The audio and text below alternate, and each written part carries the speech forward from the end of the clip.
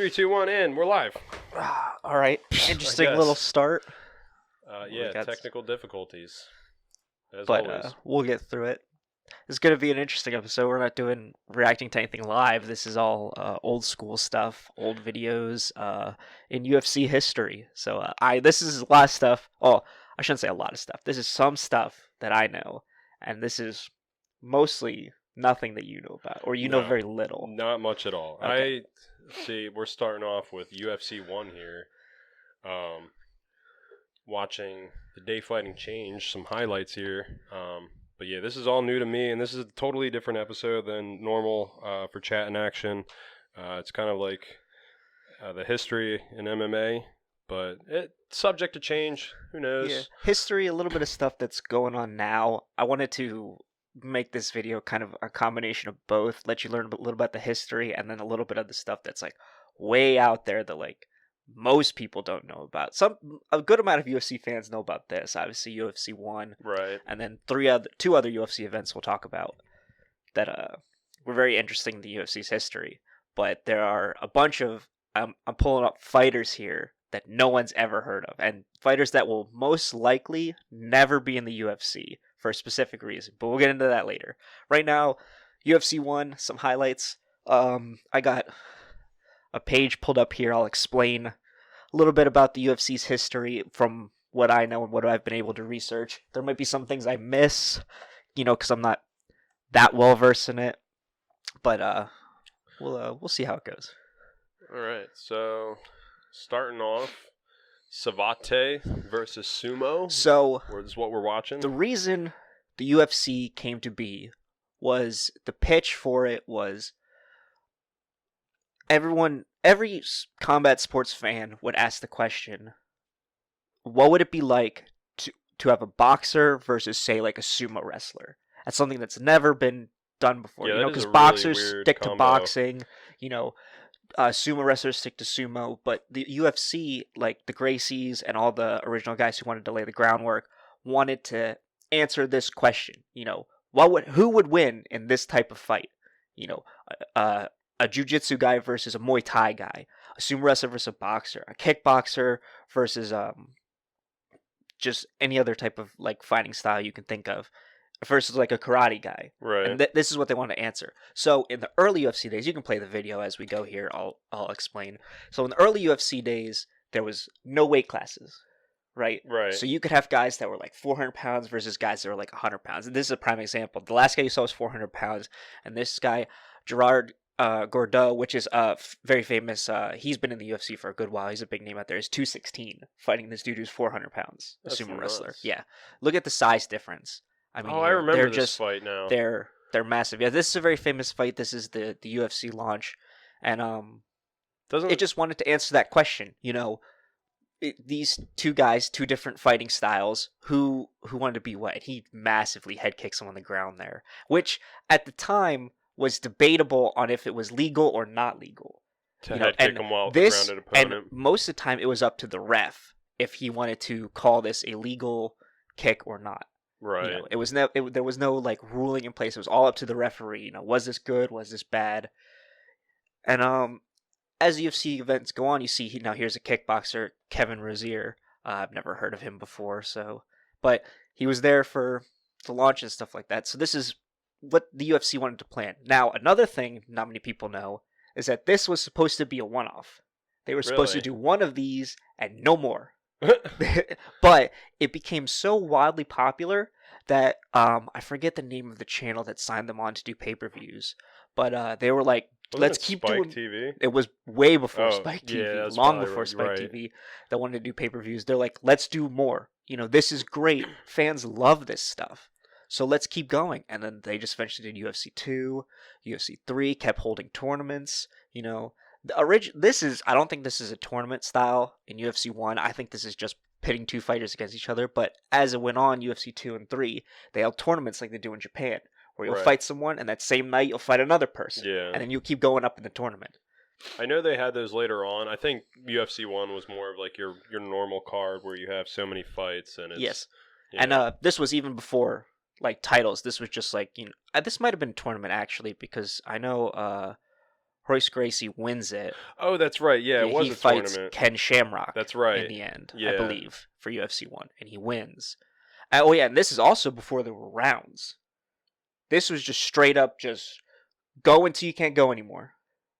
Really? And another thing, yep, back in the day, there was no ref stoppage either. Well, there might have been ref stoppage. It was either the ref had to stop it, your corner to throw in the towel, or you had to tap. Right. Or be completely just unconscious. Out. Yeah. So a lot of this stuff would just keep going. These fights, the Gracie Shamrock fight lasted 20 minutes? Yeah, that was a long fight. I remember that. 20, 30 minutes, something like that. Because the great... See, I don't know why this one has a time limit, though. That's weird. That's something I'll have to look into, but... See, I could have sworn there was rounds. For some reason, because I remember watching this long There ago. might have been rounds, but maybe the last fight... See, his corner threw in the towel there, and then that's it. Yep, yeah, and then here's the tournament, the bracket style. Yeah. Maybe for the last fight, there was no rounds. Here's Gracie himself. Now, another thing. He was never meant to be in this. They meant to put in another Gracie. I forget his name. But he was Euler?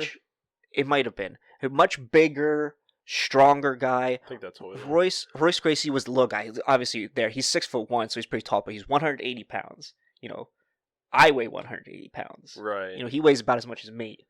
So with that jiu-jitsu background, man. Yeah, and that's what it was. Is they wanted to they put Royce in there because they wanted to represent, like, you don't have to be this big, burly, muscly guy to be great at MMA or to be great at fighting. You can be this little scrawny 180 pound 6'1" guy and just go in there and demolish people. Right. And then that's what they set out to prove, was that, like, MMA fighters aren't these scary, burly dudes. They're just average guys. With just great training and a great set of skills. And it's interesting to realize after all these years, like 20-something years later, that there's no single greatest mixed martial art. They all have a plus and a minus to them. Because now you never see a fighter that is just versed in one thing. You never see a guy that's just versed in Brazilian Jiu-Jitsu. They have Brazilian Jiu-Jitsu, but their camp puts them through wrestling training. They put them through boxing training, so that they're well versed in many other aspects. They might be very good at one thing, and here's the thing: is that, like, this fight here is funny in particular because he makes them tap. Just by laying on top of him after, so many minutes. Yeah. Another thing here is you see right the here. shoes. Yeah. He is wearing shoes. Nikes. And another thing is he has one boxing glove on. Does he really? Yes, he does. He has one boxing glove on the left hand. That's so bizarre. No boxing glove on the right. Another thing, too, is there's no restrictions on what you can wear. Because obviously you see Royce Gracie there. He's wearing a gi. Right, yeah, they could wear gis back then. Yep. There was no limitations on what you could wear. In UFC 3, which we'll see later, a guy is wearing, like, see, Ken here is wearing pretty much a man thong. His WWE gear. Yeah. But you'll see later when I'll show you a UFC 3 fight. The guy's wearing just like a white tank top, or like a black tank top, and like sweatpants. Oh, it's so bizarre. In a fight, yeah, it's so strange. Yeah, a lot of these guys, due to no weight classes, you're finding these ginormous guys, well over. You'll see when I show you limit. Show you a fight in UFC 3 that is super interesting and super super strange, but it really epitomizes how far the UFC has come from then to now. And these guys, Patrick Smith and Ken Shamrock, they're virtually the same height and weight. Yeah, just very different styles. You saw Ken Shamrock was called shoot fighting, and then this guy, Patrick Smith, is Taekwondo. So, and they really wanted to like fully label that, this guy is a Taekwondo specialist. So let's see how he does against a shoot fighter. And then eventually you'll see Shamrock and Gracie, a shoot fighter versus a jiu-jitsu guy. So it's amazing how far the UFC has gone. Oh, another thing too, when they originally pitched this, they didn't pitch the Octagon. The Octagon was put in by the company, the pay-per-view company that they went with, hired a designer to design the ring. Huh. And he designed the Octagon cage that you see here. It was actually part of the UFC up until UFC 39. So he was there for a while, that designer, to design the rings and the stages and everything. Wow, so they kind of just They didn't even know what they were doing. They were just Yeah, going for it. the Gracies and I forget the other companies that are involved. They just pitched the idea. Here you see a double heel hook, which is actually hilarious. Yeah, I was gonna But say they were Ken both gets the better trying. of it. Yeah, But yeah, it's definitely it's super interesting to see this and to learn the history of it, learn how it went, because they just pitched the idea. They weren't sure who they were gonna get, and they originally pitched it to HBO, which I forget what the company was called before that, and I think Stars was the other one, and they were called something before they were called Stars. Both of them declined. But another pay-per-view company, let me see if I can find it here, agreed to take it on. what a missed opportunity that was Yeah. for those Oh, people. it was HBO and Showtime. Before it was called Right. HBO, it was called TVKO. And before it was called Showtime, it was called Set. And both of them declined. But SEG, a pioneer in pay-per-view television, which had produced such offbeat events as a man versus woman tennis match between Jimmy Connors and Martina Navratilova, became WoW's partner in May of 1993. And they contacted a film art director named Jason Kuzan, who designed the trademark Octagon signature piece. And he was there till UFC 27. My apologies, not 39. That's crazy. It could have been any other shape. He just decided an octagon makes the most cage. sense. Yep. They didn't do a ring like some other promotions have done. They just did an octagon cage.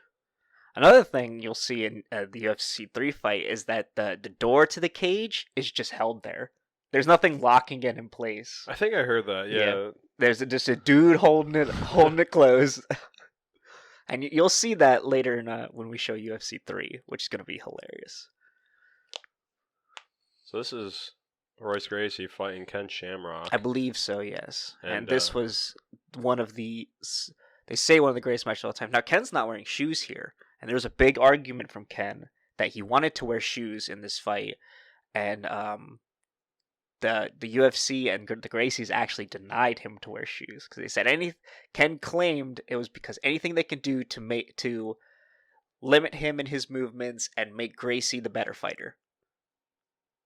That's what Ken claims, obviously. Right. Now, of course, none of that stuff comes out. That all remains behind closed doors. And they're arguing here. Obviously, there's very much distaste between each other. Well, it was really weird because Ken tapped there. It was visible, like really obvious. Tapped twice even because it took so long to break it up. And then, it looked like Royce was talking some shit to Ken. Mm-hmm. Now, you see, despite that, Royce is one of the best grapplers of all time. I mean, when you're with the Gracies and you have that jiu-jitsu background that, you clearly be one of the best grapplers. And he is. He's the best he's one of the best grapplers of all time. He's the best ground game of all time. And he's shown it in a lot of his fights. Who's the Gracie now that's fighting? He fought the guy that's not very good. No, his striking is actually phenomenal for someone who's just well versed in jiu-jitsu. I'm drawing a blank. But he went to war with I want to say, I forget. But he was undefeated until he who did he just fight? I gotta look this up. Let me pause this real quick. That's okay. We're right here at the end, so that's pretty much it. Gracie obviously wins UFC 1, and that lays the groundwork for the rest of the UFC.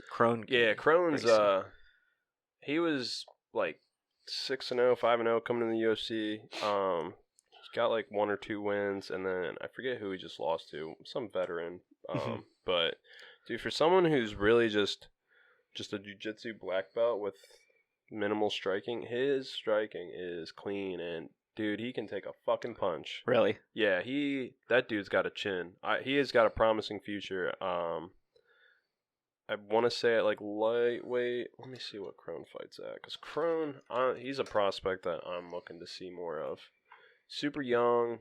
He lost to Cub Swanson, and it was a super close fight. Very close. He's 5-1 now. I thought he had a better record coming into the UFC.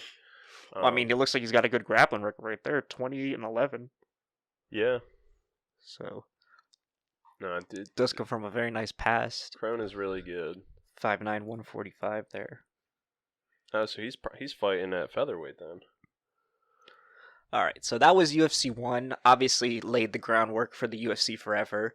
And then as we know today, Dana White obviously owns the company, or it doesn't fully own the company, but owns a majority share. Right. And is the president of operations and everything like that. Gotta remember the Fertitta brothers. Here we go. After, this is a long time later. This is actually, I believe this is right as Dana White had just bought the company, or damn near close to it. We're here at UFC 39, The Warriors Return. Now, this is the main event, Randy Couture versus Rico Rodriguez. Now, there's a very specific reason I pulled up this specific UFC event and this specific fight for the event. And I'll explain once the fight is over. But thing to know about this fight, Rico Rodriguez at the time was 25 years old. He was 13-1 in the UFC, and this is for the vacant heavyweight title. Wait, he's 13-1 at 25 years old? At the time of this fight. So he had 14 fights in the UFC already? Not in the UFC. I think just like his MMA previous record. promotions, Okay. yes. Gotcha. Yeah. I was going to say, Jesus. And he's fighting Randy Couture, who at the time was 39. He was old back then, dude. Holy shit. Yeah. Randy Couture is old. I And didn't realize that. He was 10-4 at the time. The thing about Randy Couture, too, not a lot of people know, he does not have a very good record. If you look at it on paper, the reason he's so great is because of who he beat. Right. He beat some gnarly motherfuckers. And he obviously, pioneered the way for the UFC and all its fighting promotions. But this is at a interesting weight discrepancy, too. Randy was at 227 for this fight, and Rico Rodriguez was at 243. Wow. That's a big weight discrepancy. Yeah, And they he's were got some weight still to him. allowed to fight the heavyweight title. Now, I'm sure you noticed the back tattoo he had on there. That thing that looked like graffiti. pretty gnarly. It's fake. Is it? It's a It fake looked back fake. tattoo. Yeah. Yeah, it looks fake. The tattoo was of... Hang on. Let me pull it up here. I'm taking a note of the kind of the venue here, the Mhm. arena. This looks like something for fucking SmackDown with all the fucking lights and the ramp you come down. that was something that they strayed away from a lot. Was they don't want the flashy intros anymore, because there used to be a lot of flashy intros and everything like that. Right. How the Then, WWE then you're was. like, at that point, Yeah. you're just WWE, but hardcore. Yeah, I've never heard of Rico Rodriguez, but that dude's fucking Yes, jacked. he's massive and at a heavyweight too. All right, so the tattoo on his back was advertising Golden Palace Online Casino. Why would you get that painted on your back See, for an advertisement? He wanted he was getting money from Golden Place Online Casino, and he wanted a way to just advertise for the company, get the money. I'm sure he was offered a good amount of money to advertise there. Now, they didn't tell him to get a tattoo. It's a fake tattoo, obviously, Right. but it's like a henna tattoo, so it's on there for a while. It doesn't just wash off. It's on there for a couple they last quite months or so. yeah. They do last a good while. So it was on his back for a couple months. We'll watch. This fight's too long. This fight's an hour. It'll take up a lot of time. Okay. So we'll watch the first round and the last round. Are you Okay. okay with that? Yeah, that's fine. Okay. So here's Randy Couture. Now that intro is super flashy and super You got gaudy. fireworks. Yeah, just fucking sparklers all over the place. Yeah. Dude, what the fuck? This took place in I feel like I'm watching SummerSlam right now. the Mohegan Sun Casino in Connecticut. God, Connecticut out of all places. Yep, the Mohegan Sun. I've heard of that place. Yep, UFC 39 and main event here for the vacant heavyweight title, which is a big thing. Randy Couture, world-class wrestler. Similar to what we're experiencing today. Soon that heavyweight title might be vacant. Oh yeah, true. For Ngannou in DC if they strip Stipe. Hopefully it doesn't go well. This is actually a good fight. It's a very good fight. It was well done. It ends in a finish. I won't tell you who. Well, I guess it really doesn't matter. We'll see. But yeah, Randy Couture, Rico Rodriguez. Both these guys look really big. Huge age discrepancy. You'll see it pulled up here. 25 and 39. 14 years. Mm-hmm. And then the weight, Rico Rodriguez 243, Randy Couture 227. Both at the time I think this is when the UFC had 3 titles. 3 weight classes, you mean? No. Oh. Well, yeah, 3 weight classes technically. Okay. Yeah. But the weight classes spanned, lots of weights. So this is heavyweight. Both these guys were made weight. So they're both eligible for the title here. Right. Neither of them miss. Although it by today's UFC standards, it seems like 20 pounds is That's a lot. big weight discrepancy. Yeah, you don't see that ever now. Yeah. Dude, look at Bruce Buffer. Yeah, super young too, and still looking fly as fuck in them suits. I tell you what. Still got the bow tie too. Oh, he had a bow tie the other day. Well, it's always going to be a bow tie. That's what my man rocks. Here's a judge. This is something you don't see either. He looks more Jeff like his Mullen. brother there. Yeah, and they never show like the actual judge's face. They'll tell you the name of them, Yeah. but I wish they would do that. They would show the face as well. This still is like super gaudy. I'm sorry the video is low quality too, but this is the only. This is all we're gonna get. This is the only video I could find of this UFC event. I looked everywhere for this thing. This is the only one I could find, and it's in 240p. This was not HD, but like this was good quality back then. Yeah, and there are some parts in this fight that you'll see. It cleans where, up. like, it cleans up. It looks really good. Yeah. And then there are parts where they're moving around and grappling a lot and it looks like shit. Right. But like back then, this was as good as it got. Yeah. And we didn't know any better. I mean, yeah, you had like 360 and 720, whatever. But there it says Rico Rodriguez record is 7-3, but online here it said it was 4. Yeah, so there you can see BetsBG.com. the Golden Palace, BetsBG.com, yeah. Don't go there. And he purposely turned around to obviously show off the back tattoo to the camera. Oh, that was in his contract. They're getting big money. He's probably getting good money for that. Rico, to do that stuff. We got an offer for you. You paint our website on your back, we'll give you 10 grand. All you gotta do is turn around when the camera's looking at you. Good amount of money at the time, probably more than he made off of this fight. I'd paint my back for 5 grand. Fuck, $1,000 I'll paint my back and advertise your fucking gambling shit. I'll do it for FanDuel. Yeah, I don't think I've ever seen a Randy Couture fight. I'm just well aware of not well aware.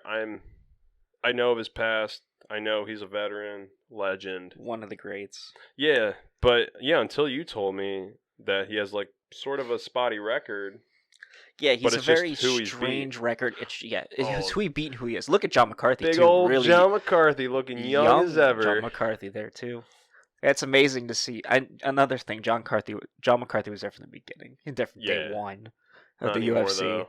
Yeah, unfortunately. I mean, he's still a big part of it. He still has a massive say in everything goes on, just in MMA in general. You were saying he was helped formulating the rules. Yeah, he made a lot of the rules we have today that they still use, they still implement. So he can be considered one of the pioneers of UFC and mixed martial arts. Definitely refereeing too.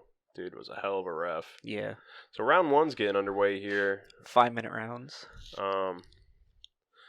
If you're not sure what video we're watching, the video is called UFC 39, The Warriors Return 3-3. We're watching round 1 of Randy Couture versus Rico Rodriguez, currently at 4 minutes and 35 seconds into the round.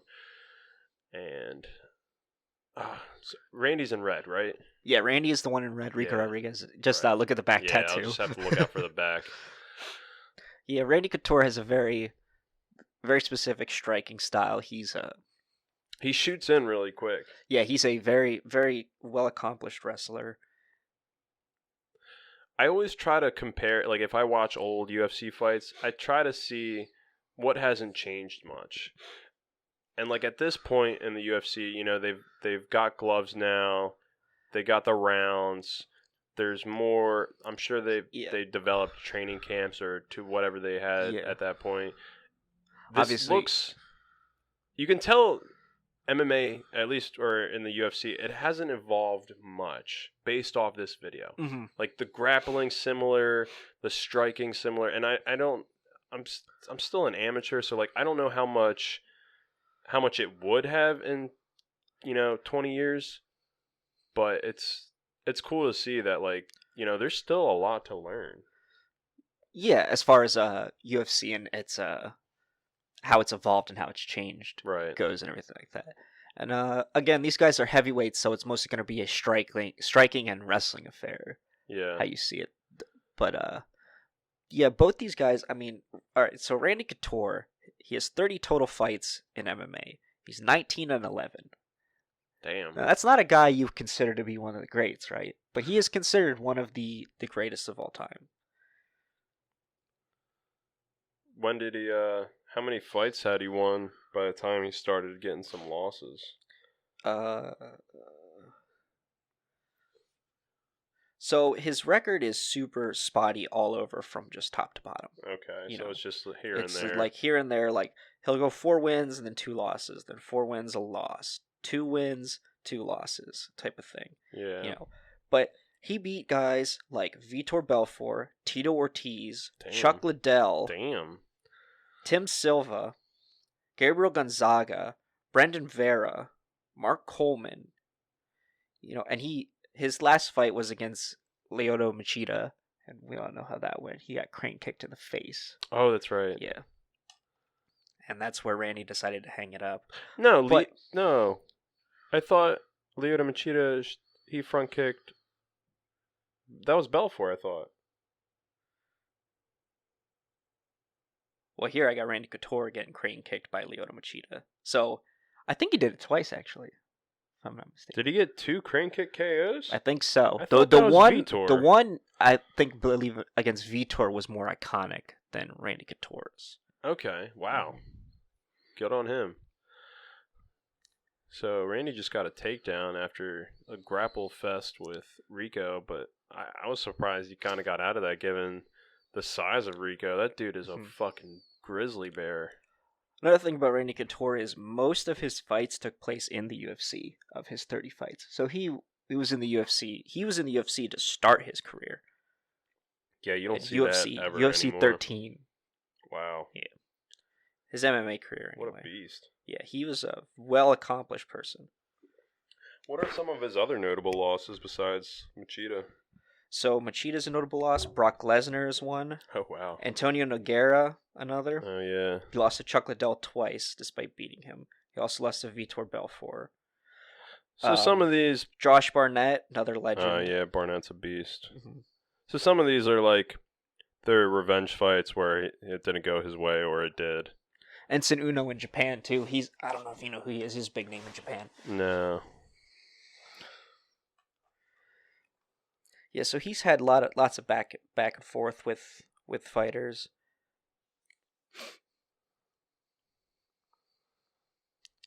All right, so coming here to the end of round 1. Randy both these guys doing really good with the grappling and the striking. All right, so here about 10 seconds. You could probably skip to the end because not much is going to happen here. Yeah. So you can skip closer to, I believe, the 40-minute mark. Let's see here. I can see the 4th round coming to an end here. Yep, so here I'll skip ahead to the 5th here because this is a very long fight. These guys did go to a good war. And Randy is clearly tired after those rounds. Both these guys are just pretty gassed. Look at that fake UFC belt on his back. I believe that's... No, never mind. I thought that was somebody else. Dude, 5 rounds as a fucking heavyweight? I gotta give it to him. That's rough. Yeah, especially back then when these guys didn't have the conditioning. Oh, hell that, no. They that didn't. the guys now have. They didn't have any of the science or nutrition or types of training camp. Yeah. Like, If you look here, Rico Rodriguez is just vicious ground and pound on Randy Couture. Rico Rodriguez was a great fighter. His final record as an MMA fighter, he had 82 total fights, 54 wins and 27 losses. Rico did? Yes, Rico Rodriguez. There's a reason you've never heard of him though, and I'll explain why once this fight ends. What, does he fight in Japan? He bounces around a lot, and I'll explain why he bounces around a lot. What the fuck? That's a lot. I was just looking at, because I saw on Instagram today from one, John Wayne Parr is fighting. This will be his, he could potentially win his 100th kickboxing fight. Really? Yeah. Wow, that's an accomplishment right Yeah, there. he's had over 100 already, but this will be his 100th. And to finish it out in one is very Yeah, it's very nice. I That's didn't even know he was still fighting. good for him though. If he can keep it up and still compete at a high level like that at that age, at as many fights as he's had, I mean, They've got a few like veteran fights happening right now. There's another guy besides Parr that fuck, I forget. I'll have to look on Instagram, but we'll watch this first. So Rico is laying in some more ground and pound after getting Randy down to the ground here. and obviously this is showing the huge age discrepancy. I mean, Randy's almost 40 at this stage in his life, and Right, and Rico's this guy's coming in 25. 25. You know, so he's the much Dude's a berserker. newer, fresher fighter. You know, And what's he weighing at? 240 something? 240. God, that's nuts. Like, it just goes to show, man. Everyone is built differently. I'm 25, not 6'4". Definitely done growing. Definitely can't make 240. I'd have to put on 70 pounds. Yeah, I'm 24 and I weigh 170, 171. That's as of nuts. yesterday. Yeah, so and this guy's just pure muscle. You know, he's massive. It's huge. So Randy is clearly gassed here. He has no answer for Rico. Yeah, he's taking elbows. Had an answer for many of the rounds. Yeah, and we're already 2 minutes into the 5th round here, and he's just getting battered again. Like, luckily, he's kind of good defensively on his back, where he can keep Rico close. You know, dodge the shots, not allow Rico to hit. It's pretty impressive for Randy, given the size of Rico. Anyway. Yeah, Randy trying to use his wrestling skill here to just survive this onslaught that Rico is giving him. I'm waiting for the moment Randy can explode and break out of this, and then somehow finish the fight. Because he's got to win, right? He has to. You'll see. This is the greatest comeback in history I'm witnessing right here. There's no way he should be able to win. Oh, that's all right. it. So Randy tapped there mostly because he was tired, and Rico Rodriguez secured it. It went down as a submission victory. Really? By smothering? It's vague, kind of like Gracie there. Yeah. Yeah. But no, he taps from striking. Oh, and there's Tito. Yeah, that's a young Tito. That's a very young Tito there too. Yeah. He's probably younger than Rico Rodriguez is actually. But no. Yeah. So Rico Rodriguez wins the fight, wins the vacant heavyweight fight. He would later go on to face Tim Sylvia in UFC 41 to defend the belt, and he'd lose it. He would leave to go to Pride for a match, and then to fight Antonio Nogueira, and then come back for UFC 45 to fight Pedro Rizzo. He would lose all 3 of those fights. Oh shit. He would never see the UFC since. At that time, he was 14-4 in his last UFC event. Wow. And he went on to amass 50 wins in many other promotions, bouncing around and everything like that. The reason why that is because this is when Dana White owned the company at this time, I do believe. All right, so you saw he had the Golden Casino, I believe it was called, right. Golden Place Casino tattooed on his back. This event was held at Mohegan Sun. Yeah, I remember you saying that. Mohegan Sun is very much not Golden Casino. They're not the same thing. Yeah, They're not even relatively close. The UFC had a stipulation in there when they did this where no UFC fighter was allowed to promote another gambling thing, whether online or another casino. That makes sense. In their fights. Well, Rico Rodriguez got this tattoo of the Golden Casino, right? Well, Mohegan Sun didn't much appreciate that, and this was before the weigh-ins. He got this tattoo. This tattoo's not coming off in a couple days from weigh-ins to the fight.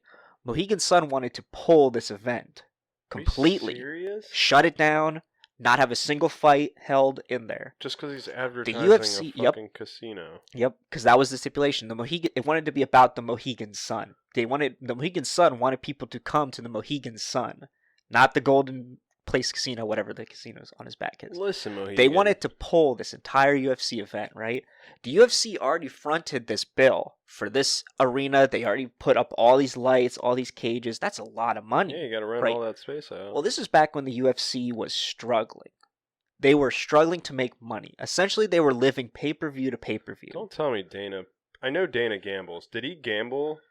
What? No. Okay. No. I thought you were going to tell me he gambles to be able to afford this. No. So what happened is the Mohegan Sun wanted to pull this event. Dana White held an emergency meeting with him, a couple of other, like the co-owners and everything like that, in the Mohegan Sun to talk this out. And the theory is, now this isn't proven, obviously. You can't prove this. It's never going to be proven unless Dana White wants to spill the beans on what he did. Right. A lot of people believe Dana White put up a lot of money, a lot of money to the Mohegan Sun, a lot of extra cash to get this event going. Wow. Because they were, like I said, they were living pay-per-view to pay-per-view. If they didn't have this pay-per-view event, the UFC could have gone bankrupt. The UFC could have got canceled, could have got completely shut down. We wouldn't have the UFC today if it wasn't for this event being aired. Right. So Rico Rodriguez put the UFC in a huge shitstorm, essentially, to put it lightly. So they dropped right? him. So they completely just got rid of Rico Rodriguez. The second he lost the title, they gave him one more fight, and he was out. Wow. He was done. All this guy never came back. Yeah. All because he got some money from Golden Place Casino to run that advertisement. Now, clearly, they probably didn't want him to get a back tattoo of it. Right. Yeah, it's a little strange out of all things. And the fighters were told that, like, you can't advertise other casinos. We're having this at the Mohegan Sun. It's going to be about the Mohegan Sun. You can't advertise for other casinos. Well, Rico Rodriguez completely ignored that, obviously, and got this massive tattoo.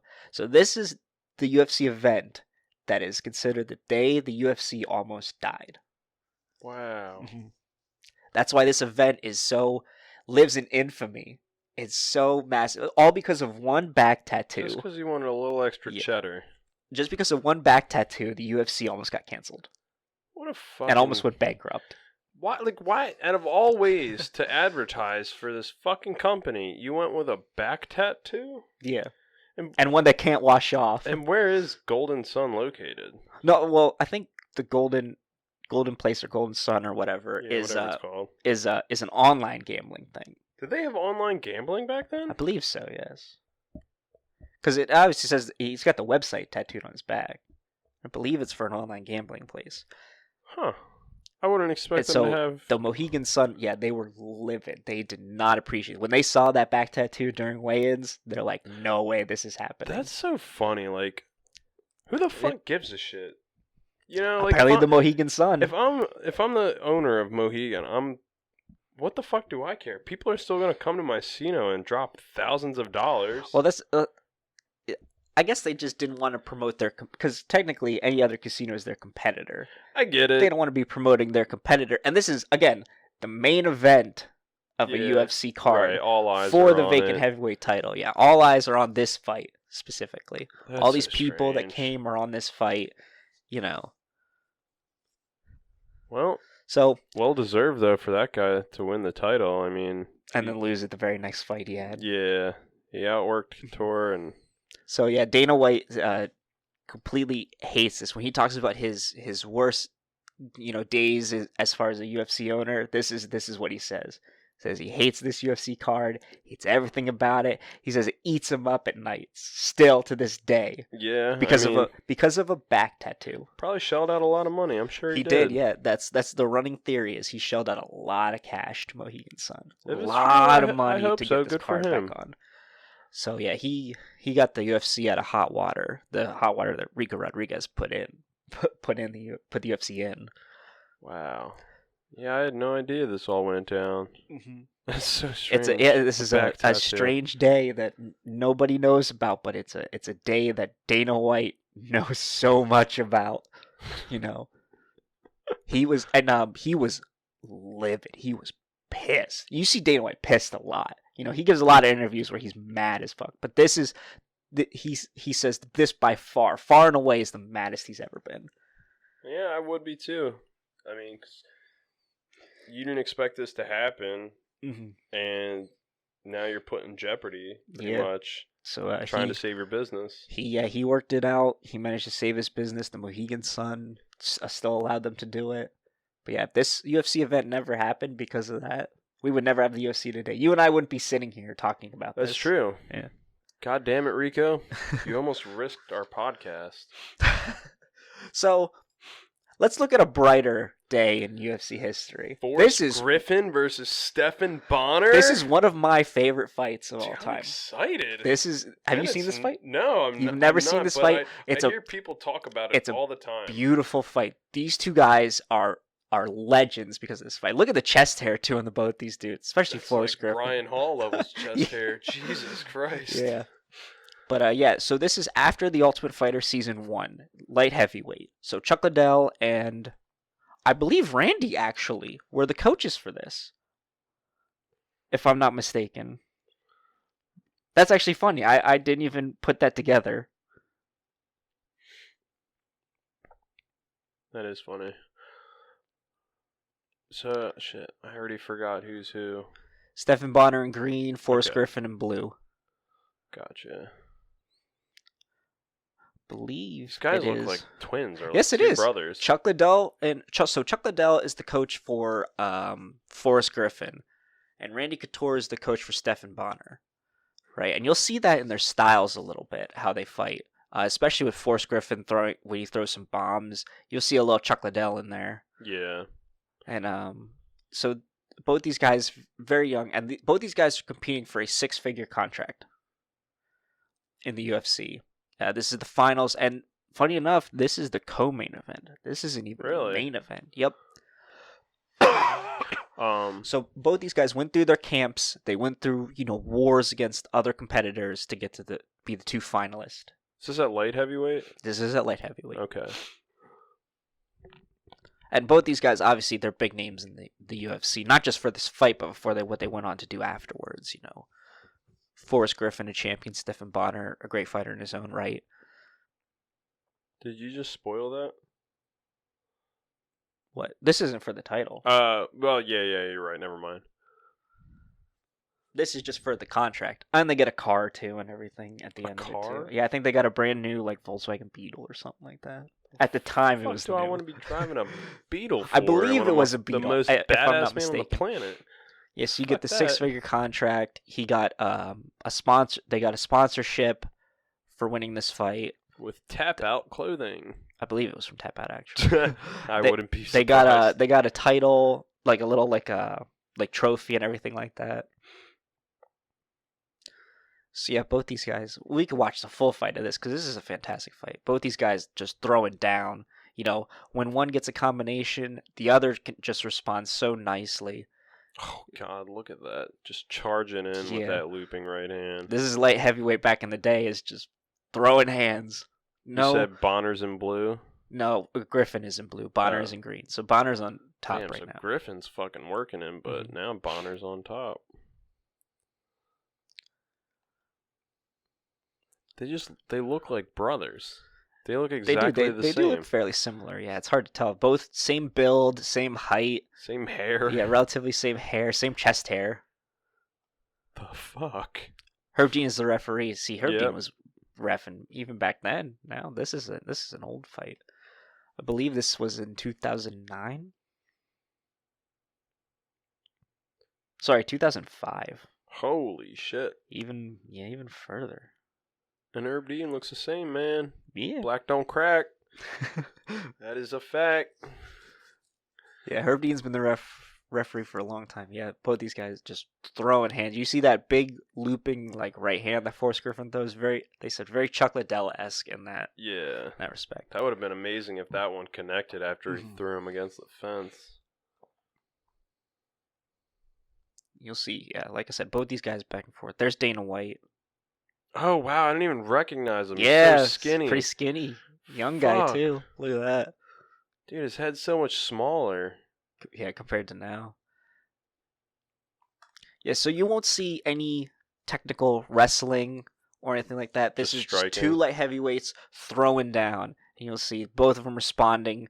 Both of them get a grapple, a clinch, knees, just throwing hands. And the people were loving this. This was a big, big fight back then.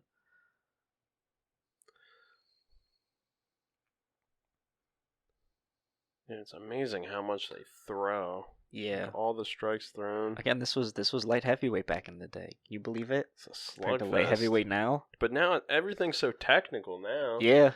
You The know? striking is so precise. You don't see guys just like letting loose, just throwing hands anymore. You'll see It's 1-2 too combinations dangerous. and back off. Yeah. It's too dangerous, and I think people are too scared. Yeah. They want to preserve their career. Yeah.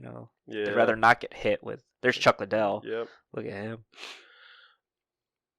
But I don't even know if you can do it well to take those risks, but I think if it's possible, then you can get good at. I don't even know what I'm trying to say. Let me just shut up. Damn. So both these guys getting tired. That's another Bonnar thing that was always. Or Griffin rather. That was another thing that was always a knock on Forrest Griffin was he seems to get gassed very early. But one thing that people love about Forrest Griffin is, all the time he says, "I'm not that good. I'll never be that good, but I'm always willing to fight." And he Sounds was. like Cowboy. He was always willing to throw down with somebody. He was always willing to fight anybody. And that's why people loved him. Was he was just that kind of guy. He wasn't afraid to admit he wasn't that great, but Griffin's he was got willing such to a fight. wide frame too. Yeah, he is a big guy. They're both really big. Yeah, they're virtually identical. This is it's kind of sort of like what we have today in terms of the light heavyweight division. Like, Yeah, as far as their stature and their Yeah. frames and everything like that, yeah.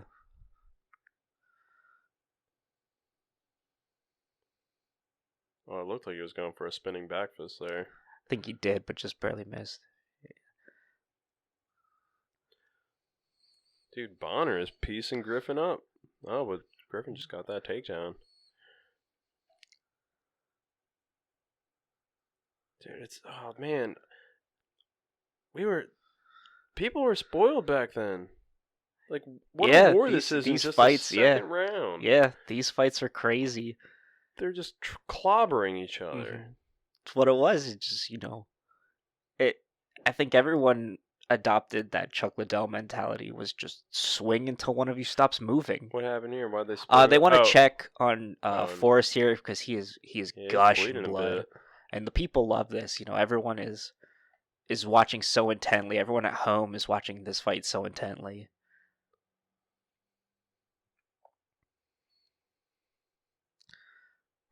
Clean him up a little bit. They let him go. He'll be okay. Yeah, he'll be fine. That's all it was. Notice the lack of, well, you can see it in his right ear, but Big left not as much. jab there by Bonnar that really connected Yeah. clean on his nose, and that's what cut him. And they're right back in it here in round 2.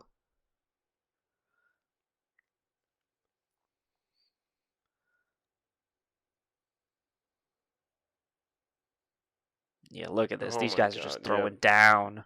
There's that Chuck Liddell style. Mhm. Ooh, those knees to the body.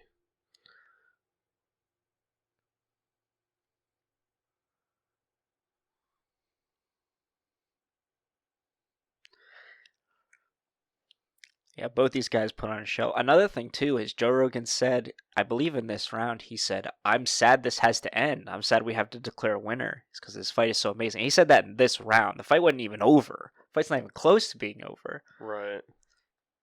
But this was, they're going through an absolute war, both these guys. That's why it's considered one of the greatest fights of all time. Because these two guys are just going at it. Because, this is an opportunity for both of them, to get a contract in the UFC, to get the 6-figure salary, to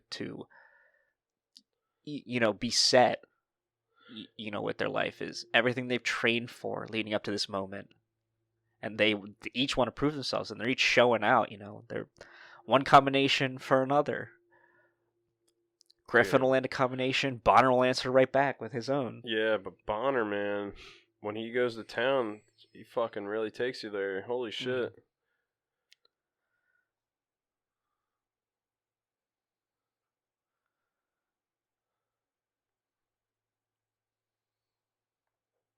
Dude, they are just...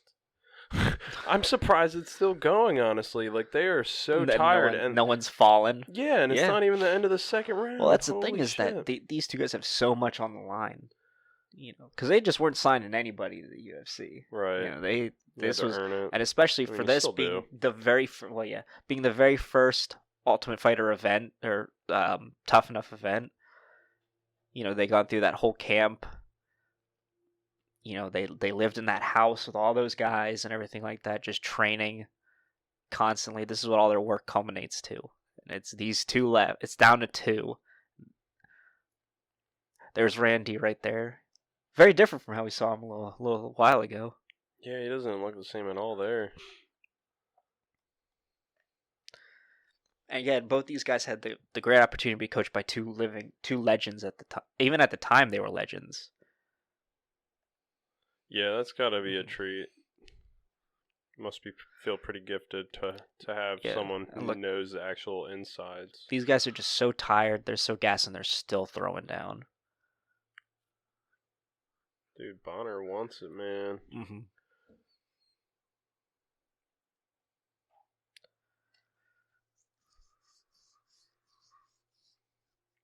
I feel like you see a lot more people quit nowadays.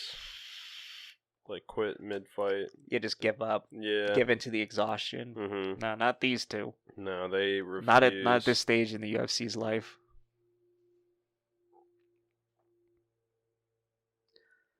Now they're just kind of hanging on to the end of the round, get a breather, and then go back at it in the third. Look, Griffin, they're just both so tired. Dude, I could not. But everyone is loving it. Chuck Liddell, look, he's loving it.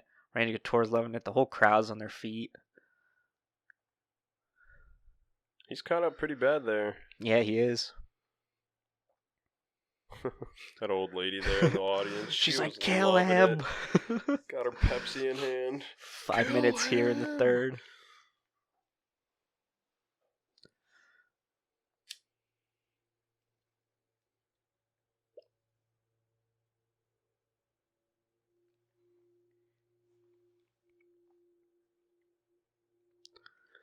That's another thing, too. You don't see these guys throwing kicks or anything like that. No. I mean, you see a couple leg kicks here and there, but it's just mostly just swing away. I think if you saw any kicks in the UFC around this time, they had to have a kickboxing or, like, I guess Muay Thai or something along those lines. Taekwondo. Does Muay Thai throw kicks? Yes. Okay. That's a dumbass question. You should watch some of the Muay Thai bouts they haven't won. They're actually pretty great. I think that Mighty Mouse card's coming up. Is it? I think so. We have to watch that. They keep promoting stuff about him, so yeah, we'll definitely have a episode for that. Fortunately, we're not doing the one tonight that's on in Jacksonville, but we will be catching the one this weekend, I believe. Who fights that card? It's not the Overeem one, is it? Oh, it is the Overeem one. Is it the Overeem one? Yeah, that's a good. That should be fun. Yeah. Overeem and Harris, right? Yes. Yeah, that's a good card. So we'll be recording an episode for that as well. I'm pretty excited for that one. Me too. I'm excited for the big ones later this month, and then what's in store for the summer. Yeah, we'll get the Amanda Nunes one too. Yep. Versus Felicia Spencer coming up here. Gilbert I'm Burns excited and for that. Woodley. Yeah, oh yeah, another good one. That's got some big implications in it for those two guys. So it shows it will rather how good Woodley still is at 38, and how good Burns is, because Gilbert is he's an animal. Mm-hmm. His jiu-jitsu is off the charts. Isn't Tyron Woodley ranked pretty high? Isn't he top 5? Number 2 or something? Yeah, number 1 or 2. Up there for. It's probably number 2 because Covington should be 1 based off because he was the last one to lose to Usman. So I don't know. He's up there though. But back to the fight here. You see Forrest Griffin. He's taking big breaths. Look at him. He is so tired. Both these guys are just so exhausted. But they're still throwing down. Griffin landing shots. Bonnar landing shots. Yeah, if anything, Bonnar looks more tired. Mm-hmm. Yeah, I think he gave it a lot in the second here. but he's answering back. Yeah, here he Got comes. a couple shots. Throwing a combo of his own.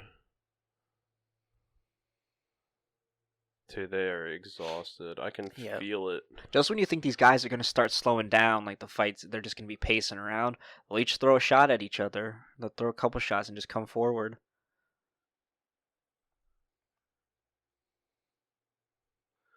Yeah, right now you can tell they're in their flow states right now. They're like just tunnel vision, eye on the prize, fucking swinging for the bleachers. The very end of this round is so great. You'll see, it's fantastic. Griffin tried to go for a trip there, but didn't really work.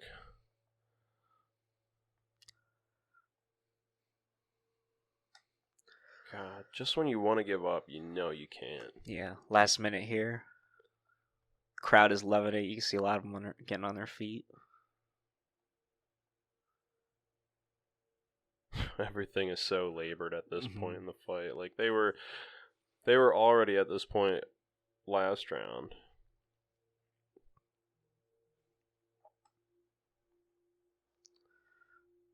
Dana White is loving this fight. Yeah, like this is the most kick-ass co-main ever. Ooh, there goes a nice big kick by Stephen Bonnar. Yeah, head kick.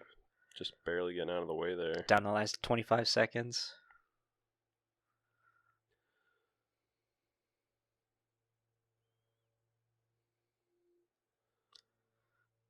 God. You would think one of them would fall or just give knocked up, out but by no. now. Here we go. Smile at each other. Swang and bang. Still swinging. And there we go. It's over. So that was only Chuck Liddell loving it. They only had 3 rounds. Yeah, they only had 3 rounds for this. Split decision, obviously. I believe it was unanimous. Really? I believe so. That's surprising. I couldn't believe it. So Griffin won? There's Josh Koscheck, and not many people like him, myself included. Oh, we're still finding out here. Oh, His nose is busted. Before that, when you were saying that those split decisions, that was actually Bruce Buffer saying, "Give it up for these 2 fighters. They put on an amazing show." Gotcha. That's what he was saying. So it is unanimous, and Forrest Griffin won. Good for him. They put on a good fight. You could see Stephen Bonner's just so gassed. He's so tired. Fuck's that? Was that Oh, he's dead now. I think he was that one actor. He played I think he played Kingpin in Daredevil. Oh, I don't know. Oh, I forget his name. Yeah. So this is known as, we saw the almost death of the UFC in the last one. This is known as the resurgence of the UFC. This fight, okay, they didn't show it, but this fight saved the UFC. The UFC was like still in a bad place. This that event brought in millions of pay-per-view buys. You know, it was a classic fight. Everyone loved it.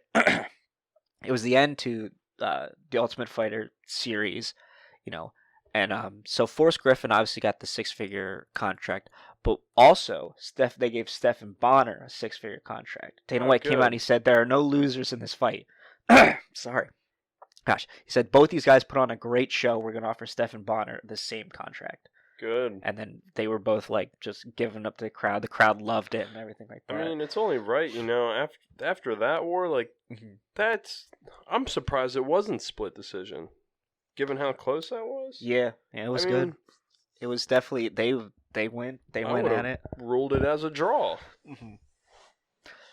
So that was nice, though. That was intense. That was the UFC a little bit there in the first 3 episodes we watched. So now we're going to go on to Road FC here. You can see it now. Yeah, what the fuck is Road FC? This is Japanese. I believe it's Japanese. It's either Japanese or South Korean fighting promotion.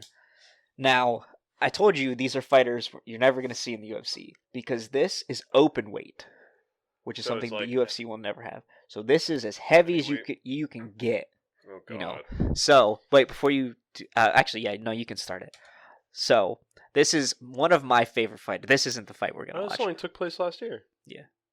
So this is Arigala, who is 25 years old currently today. He Wow. is 25 years old. Let me pull up his Yeah, how big is that guy? page here. He's nicknamed Heavyweight Supernova. The fans don't like that nickname. They nicknamed him Kung Fu Panda Oh, that's sad. by the fans. He's 6'2", 326. That's not him. That is Hyojin Hyo. I believe this is South Korea because I think both these guys are South Korea. One win, and it's in kilograms and centimeters. Yeah. With a base in kickboxing. Good for you, big guy. Yeah. You are So, thick. yeah. Arigala is currently 25 years old, born in 1995. I said 6'2", 326 pounds. Nicknamed Kung Fu Panda by the fans. And the fans love him. I love him too. Wait, He's the other guy or this guy? the other guy. Okay. Dude, that's a big guy. Yeah, that's a hefty guy right there. Currently, Arigala's record is 8-2 right now. Okay. 'Cause he's young. He just started out. Yeah. So he's 25. And that's him right there. Kung Fu Fan. Nickname Kung Fu Kung Panda's Fu Panda. perfect. Yeah. Okay. Yeah, he's from China. He fights in open weight. A lot of people kind of want him to be in the UFC, but to make that cut down to That's a heavyweight lot. is a lot. And by then, What'd you say his weight was? 326. Yeah, dude. The draw, the allure isn't there anymore. That's 66 That's pounds you gotta lose. But the fans love him in China and everything like that, and in Japan. They love him because he's such a fun personality. He has such a fun fighting style. He's just he just loves to throw hands. He just loves looks to like yeah, it. he just loves to throw down. The way and he people- beckons him. People love him. He's a fan favorite out there. He's a young guy, still got plenty to go. So I'll personally be watching his career pretty intently. I want to know how he goes here. But again, this is an open weight, so you can get guys as much as 600 pounds Really? coming in here. Yeah, and Jeez. they have had guys coming at And 600 that's not even a pounds. sumo match. Yeah, this is full on MMA. So here we go. How long is this Arigala. gonna last if you weigh that much? Yeah, you see down there at the Holy bottom shit. open weight, and look, he's just throwing down Oh my these big God. boys. It's like when This is like Asian Mark Hunts. it's like when two elephants just clash into each other, and they're just look at him go, They got and the he's spirit chasing of him down. chocolate elk. He's, Yeah, he he's is. running them down. He already Arigala is smells going blood. after it. He's What loving the it. fuck, bro? A little cup shot there. Funny Yeah, enough, Arigala actually has taken one of the worst cup shots really? ever. He took a gnarly kick, and if you Did he lose a nut? they had to stop the fight God. because he couldn't stop vomiting. Really? That's how bad he got kicked in the God, he nuts. might have lost a nut. It wasn't in this fight, but it was in another one. But yeah, and if you watch the fight, the sound it made when it hit, Ooh, it was I don't even wanna it was know. like wood cracking. Oh, It was God, he probably nasty. definitely did. Yeah, and he got rushed to hospital. That's what he's famous for, unfortunately. But he should be famous for his fighting style because he is fun to watch at 326. Dude, I love it. It's like, Look at him, he just oh clubbed my him. God, and that's it. And that's it. As fast as we came into this fight, as fast as we leave it. Look at I the want to big see fella. the replay. Holy shit. And he loves it. They love him. The way he just 1, 2, takes him 3. down. That is awesome. Yeah. Yeah, he's a big draw. I like him too. I like the nickname too, Kung Fu Panda. Very appropriate. That's perfect. He's a personality. He's a fun guy. See, what Yeah. I don't get about the UFC, why do they have a weight cap for heavyweight? Why doesn't it just go up I as don't high know. as it can get? I would love to 'Cause see I Ngannou think versus It's Guy. because open weight is more deemed as because they deem these fights freak show fights. When you have guys that weigh Ngannou's this a much. freak show, though. That's true too, I suppose. He cuts weight But to yeah. get to 265. imagine Ngannou at his normal weight, the way he walks God. around at. Oh my god, He probably walks demolish people. walks around at 290. yeah, he'd be 300. close to these guys. But yeah. So the guys you're all gonna see here will never Dude, he see kneed him right in see the the titty. UFC. and He then just didn't even feel it. that left hand, and then Yeah. the ground and pound, and then it's too late. Holy shit! So at 326, Rigolo wins this fight. 8-2, still got a long career to go at 25 years old. So Oh, he'll look be at fun to them. watch. This is why I think we should watch some of the Japanese and South Korea promotion stuff I like that, really because you do get some want- fun stuff like this. I Yeah. mean, this is interesting seeing these two heavyweights go at it. And they're such good sports. That's awesome. Yeah. All right. So the next guy we have here is Hongman Choi. I have seen Hongman Choi. A lot of people have seen Hongman How Choi. tall is he? 7 foot. He's something? 7'2". Yeah. His nickname is Techno Goliath. He's lost a good amount of fights too. I know he's lost to, I think, King Mo. He's 4-5. He's lost to King Mo and two other notable people. Has he beaten Bob Sapp though? He has. Yeah. Oh no, I don't know if he beat. I know he fought Bob Sapp. I can't remember. I think he beat him. But how do you lose if you're 7'2"? I don't get it. Well, he fought Mirko Krokop and lost, right? And Fedor Emelianenko and lost. Yeah, that's what I'm saying. Like, how does that happen? You're 7'2". So this is one of the freak show fights that they put on. He's 7'2". Oh, and it's Herb Dean reffing. Yeah, Herb Dean was everywhere, dude. He's 7'2", 352 pounds. Jesus Lord. He currently today is 39 years old. Known as Techno Goliath. He's got a funny video where he's dancing with a South Korean girl, and she's like super short, and he's doing some techno music, and he's like doing this like weird hip thrust thing. It's hilarious. Oh, he's probably banging her all night though. This is another guy I love. Hongman Choi. He's a kickboxer too. Funny enough. Wait, this is Mighty Mo? Wait, why does his pants say Mighty Mo? Who is he fighting? Does it have it in the title? Oh, it is Mighty Mo. Okay. Yeah. Oh shit. Wait, maybe. Oh, King Mo is someone from Bellator. My bad. Yeah, King Mo is much smaller than Mighty than this. So, wait, I forget who Fedor finished Hongman Choi the way Fedor finishes everybody. He just clubbed him to death. How do you even reach him? Fedor fight was interesting, and then Mirko Krokop just leg kicked him till those tree trunk legs till he fell. I remember that. Yeah. Yeah. So Hongman Choi is super popular despite not having a lot of fights because I mean he's 7'2". Anyone who's 7'2", it's got to be hard. Brings in some popularity. Yeah, I'm sure it's hard for him to walk around, especially at that size. You know, Stefan Struve is what? He's also 7'2". Something like that. I believe around 7 foot. But he's well, I guess he is heavyweight. But he's he's light. Like he's skinny. Yeah, he's very just bare bones. Hongman Choi I think has 100 pounds on Struve. He's got to. Well, yeah, he has to. Yeah. Because Struve fights at heavyweight. So that's a lot more weight for, 100 pounds. You think at that big frame it's not a lot, but that walking around like that is a lot of extra weight. That's a lot for him to walk around on. You clearly see he can't move very fast. You know, he's not quick, but he was a kickboxer too. Yeah. I mean, shit, I would be with this fucking. Yeah. He still fights in the MMA. He was actually set to fight Brock Lesnar at one point. What? Yep. That would have been the greatest fight America. of all time. The problem was they did scans on Hongman Choi's. Damn, Mo just clocked him. He was not cleared to fight, medically cleared to fight in America. So the Brock Lesnar fight never happened. How was he not medically cleared? Is he too fucking tall? It was something with they had like brain scans and stuff like that. And it was I forget what the reasoning was behind it. It was something with his brain. Oh my God, Mo is working him. I don't get it. He has to jump to punch him. He has to reach up there. He really has to like reach for it. This is like watching DC fight Struve. Like an Asian Struve. Oh my God. Yeah, you think that big he'd have. If I'm Hongman Choi's coach, I'm teaching him how to throw a fucking jab and some combinations. You know? An uppercut maybe. Yeah. Dude, when you're that gigantic. 17. He's not even throwing anything right now. I don't get it. It's like he's just so tired. Like maybe, but like shit. Funny enough, he did fight Arigula, who we just saw last time. Oh, did he really? He lost. What? Why aren't we watching that? Oh no, sorry, he won against Arigula. Oh shit. My apologies. Either way, that's probably a fantastic fight to watch.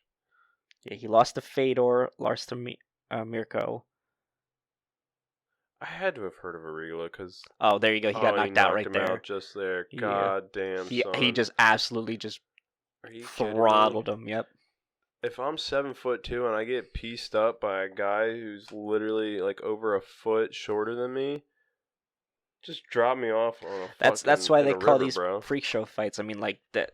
When you put someone like that up against Fedor, that brings in, can Fedor Emelianenko take out the Giant? Can Mirko Cro Cop take out the Goliath? That's the fight that Asia wants to build. They want to, because there's an allure there. There's a draw to it. Yeah. People want to see that stuff. It's the weird shit. Yeah, watch this. Boom. Done. That's crazy. Timber. I believe Hongman Choi is still fighting to this day at 39 years old. I don't know if he has any fights coming up, but yeah, this was Hongman Choi.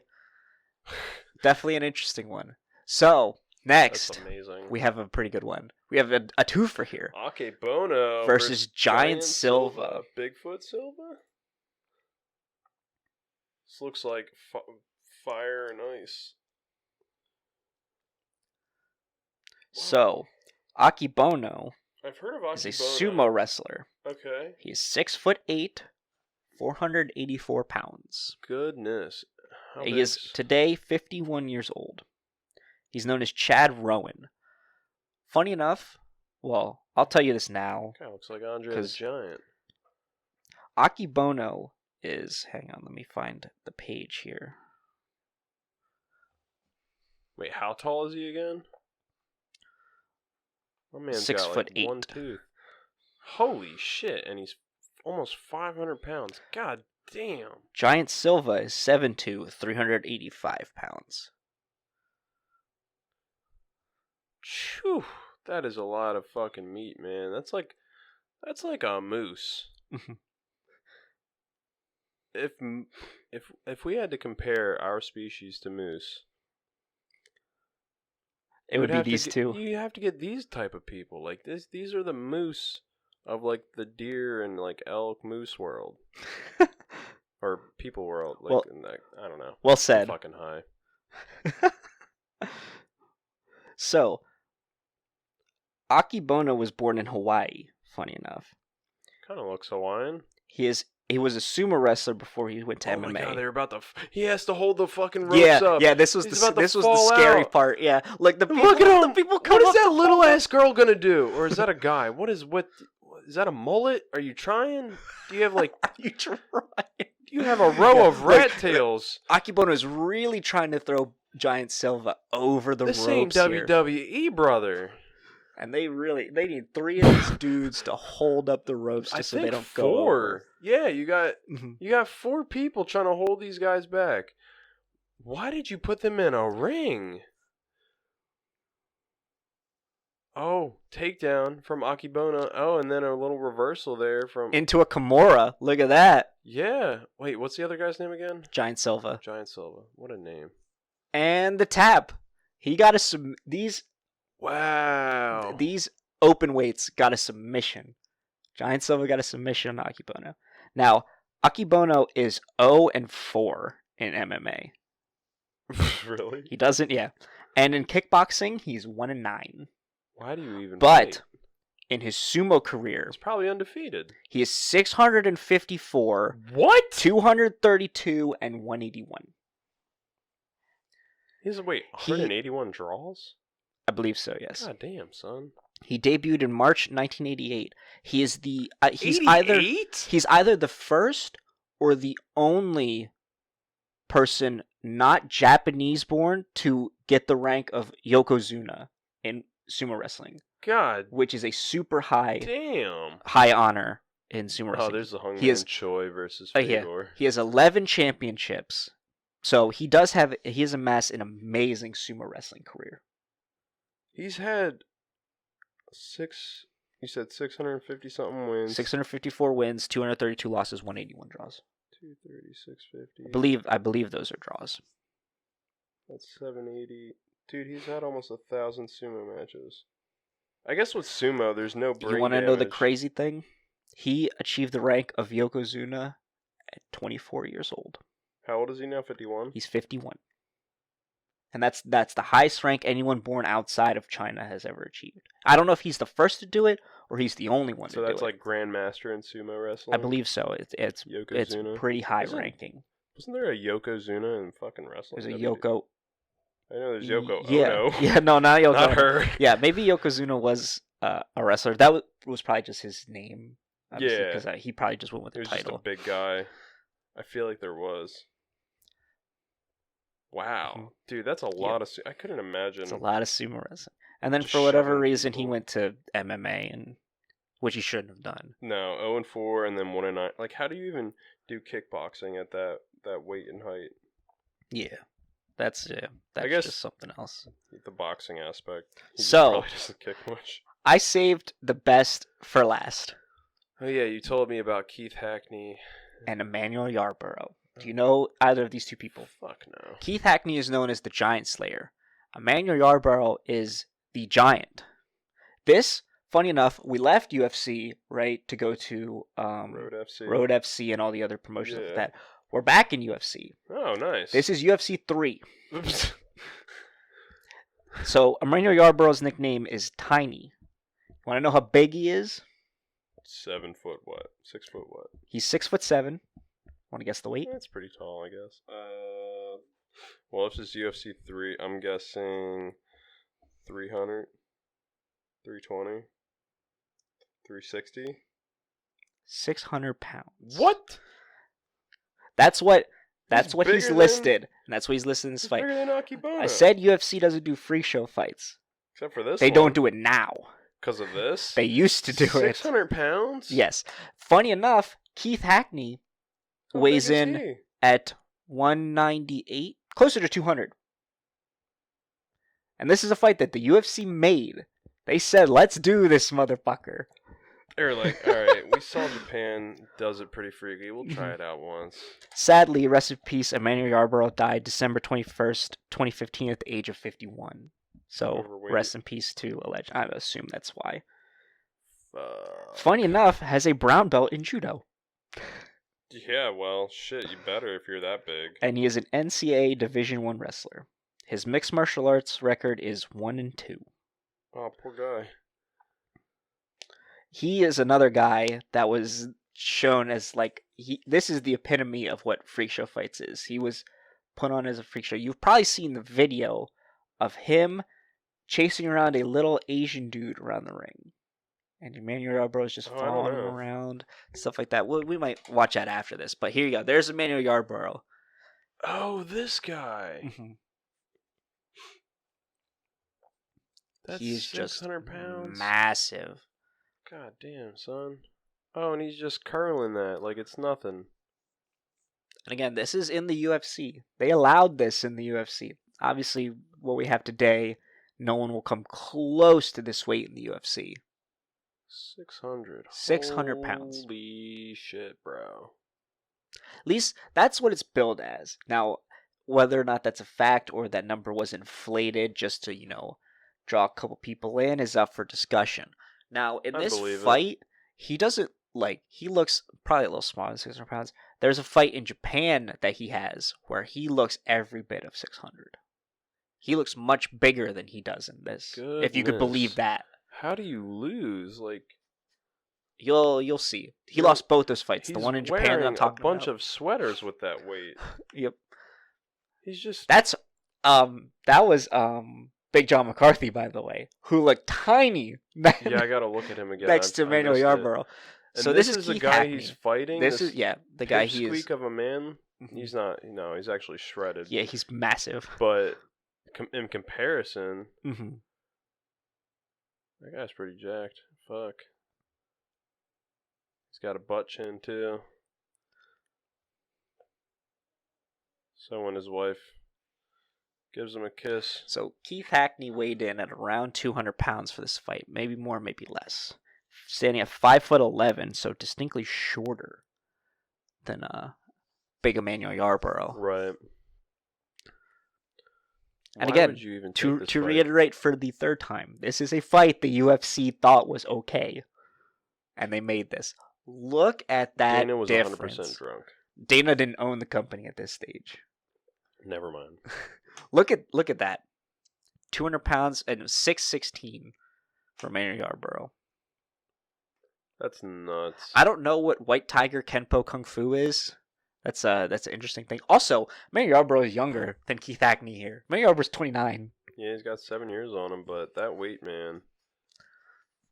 And look, look at him with the tank top. And that's the what I was talking sweats. about. Tank top and sweatpants. Who the fuck is that guy? I don't know. Is that not Bruce? No. I guess Bruce wasn't here yet. It's a good thing That's they got a hold that's of him. his brother. That's his. That ain't Michael. No, that's his cousin Deuce Huffer. It's Rich Goins. More like Rich Loins, my brother. Rich Goins. So yeah, Emmanuel Yarborough here in the UFC 3. This is another tournament actually. They were probably all tournaments back then, I imagine. Until Yeah, they back in the figured day. out the whole. Until they fight started card. getting weight classes and Yeah. everything. Wow, I have no idea how this is gonna go. Yeah, so this is definitely an interesting one to see and to watch. I just feel like if I'm that big, Mhm. ain't nobody Now- touching me. Yeah, a lot of the fights you'll see against Emmanuel Yarborough, if you want to watch the other one where he fights that little Asian dude, they're more or less the same as this one. I imagine that They go about the same. Again, this is for the draw to see a 600-pound dude fight another little 200-pound guy. And he's the Giant Slayer. Yeah, and, Keith Hackney is known as the Giant Slayer. Look at John McCarthy, dude. Jesus Christ. That's nuts. So most of Emmanuel Yarborough's fights go about this way. Utilizing the front kick. What did he Now just smack he him got him down? with an overhead right there. What the fuck? That was But quick. Didn't get enough. Emmanuel Yarborough gets on top of him and starts clubbing him a little bit. Oh my And he God. actually, here you go. It's This amazing is he what I was talking survived. about. Oh, look, his Yeah, shirt's he ripped his shirt. Now watch this. Why would you This even is wear this it? is something crazy. There you go. Oh, he shoved him out. I remember seeing that. There's what I was talking about. Where the cage is just held closed by that one dude. Yeah, they were that like, one "All right, guy from just now holds it on, closed." We're putting the padlock on here. So they called it. They stopped it. They didn't call it. Sorry. They stopped the fight. They let him. Keith Hackney get back in the ring. See, his shirt is completely torn. Why don't you take it off? It's just gonna hold you back. That's so silly. Look at him. He's just slowly. It's like a fucking. It's Jaws. Smacks him again. It's like dun dun. That's so crazy that you said that. Why? That's actually hilarious because Did you that's have the what the same thought? announcers say during the fight. They say the exact same Are you thing. serious? I'm not even kidding you. If you want to listen with some sound here, there's a moment, I believe, in this fight. Oh, I have it muted actually. Hold on, let's see if I can get some sound. Oh no, it's not in this fight. It's the fight against the Asian dude. Okay. Yeah. But So here Keith Hackney is just clubbed Manny Yarborough. There's not much Manny Let me Yarborough back can up do. here. I missed how he knocked him down again. More front kicks, and then what happens here? Dude, he's just reaching up. And Look at the height and the weight I difference. guess this guy's got a lot Manny of power. Yarborough just coming in. This is what you see a lot in his fights. People will just kind of run away, let him tire himself out. I would. He gets a single leg. I was There gonna you say go. those front But, kicks are there all day, and then he caught one. Oh, and then he tripped him. Yeah, he got him down with some punches. Does he finish him here? No way. No way. He is. Was he about? not He's doing just anything. absolutely clubbing him here. He's doing all he can, but it ain't. There's not much Manny Yarborough can do. He's just taking these shots. Yes, He's too big to get up. Yeah. Can't knee him. Oh my god. And they called it. Wow. Now, He this is a could've tournament. survived. This is a tournament, right? Keith Hackney had to pull out of this tournament Why? because he broke his hand Punching him? while he was punching I Manny can see him Yarborough in the looking head. at it, and it's Yeah. all swollen. He had to pull out of the tournament. This was in round 1 too. Oh my god! He broke his hand. He broke his punching hand him in the face. punching him in the head. Yeah. Oh my god. Yeah. You could see it how red his hand was. Yeah. And then he looked at it. You can tell he's in pain. Mm-hmm. Wow. He broke his fucking hand. I would have taped that shit. No, fuck that. I don't know. That would be terrible. I know some people have fought through it, Mm-hmm. but some just can't. Yeah, some people can fight through injuries, I but know Cody especially Garbrandt when you broke his have hand against when TJ. and Keith Agnew is a tournament. Like I said, this is the first round, so he's not even in the finals yet. He's still, if he'd win the next fight, he still have another fight to go, Right. and another fight after that. You can see So when he goes to punch him, it's like it's almost yeah, it is an open he gets palm. he gets an open palm strike there, but then when he gets him on the ground, they're just hammer fists. Are those allowed? What, open today? palm strikes? Yeah, like to the face. Not really anymore, because they try and stray away from leading with the open hand or having an open palm go towards I get you. that because of eye pokes, but I Mhm. feel like if you could get away with that, like Plus, it's I a feel like little that'd be harder to do a deadly. palm strike, because with how the gloves and how your hand is wrapped, you can't really open your hand up Oh, all that's the way. right. Yeah. Like, you can't 'Cause get then that it's full more extension. angled. Then Yeah. yeah, I get it. Mm-hmm. But it's a shame you can't utilize it more. Like I guess you could sort of do it with your fist closed, Yeah. but then I don't know. It's a little more awkward. It's better if you can have an open palm completely. But Yeah, so those were kind of like the freak show fighters. Maybe, I mean, you obviously heard of Techno Goliath, yeah, Hongman Choi, but and I think I've you never actually really heard heard of Kung Fu Panda. Now that Arigula. yeah, Regula. Yeah. Now that I've actually seen him.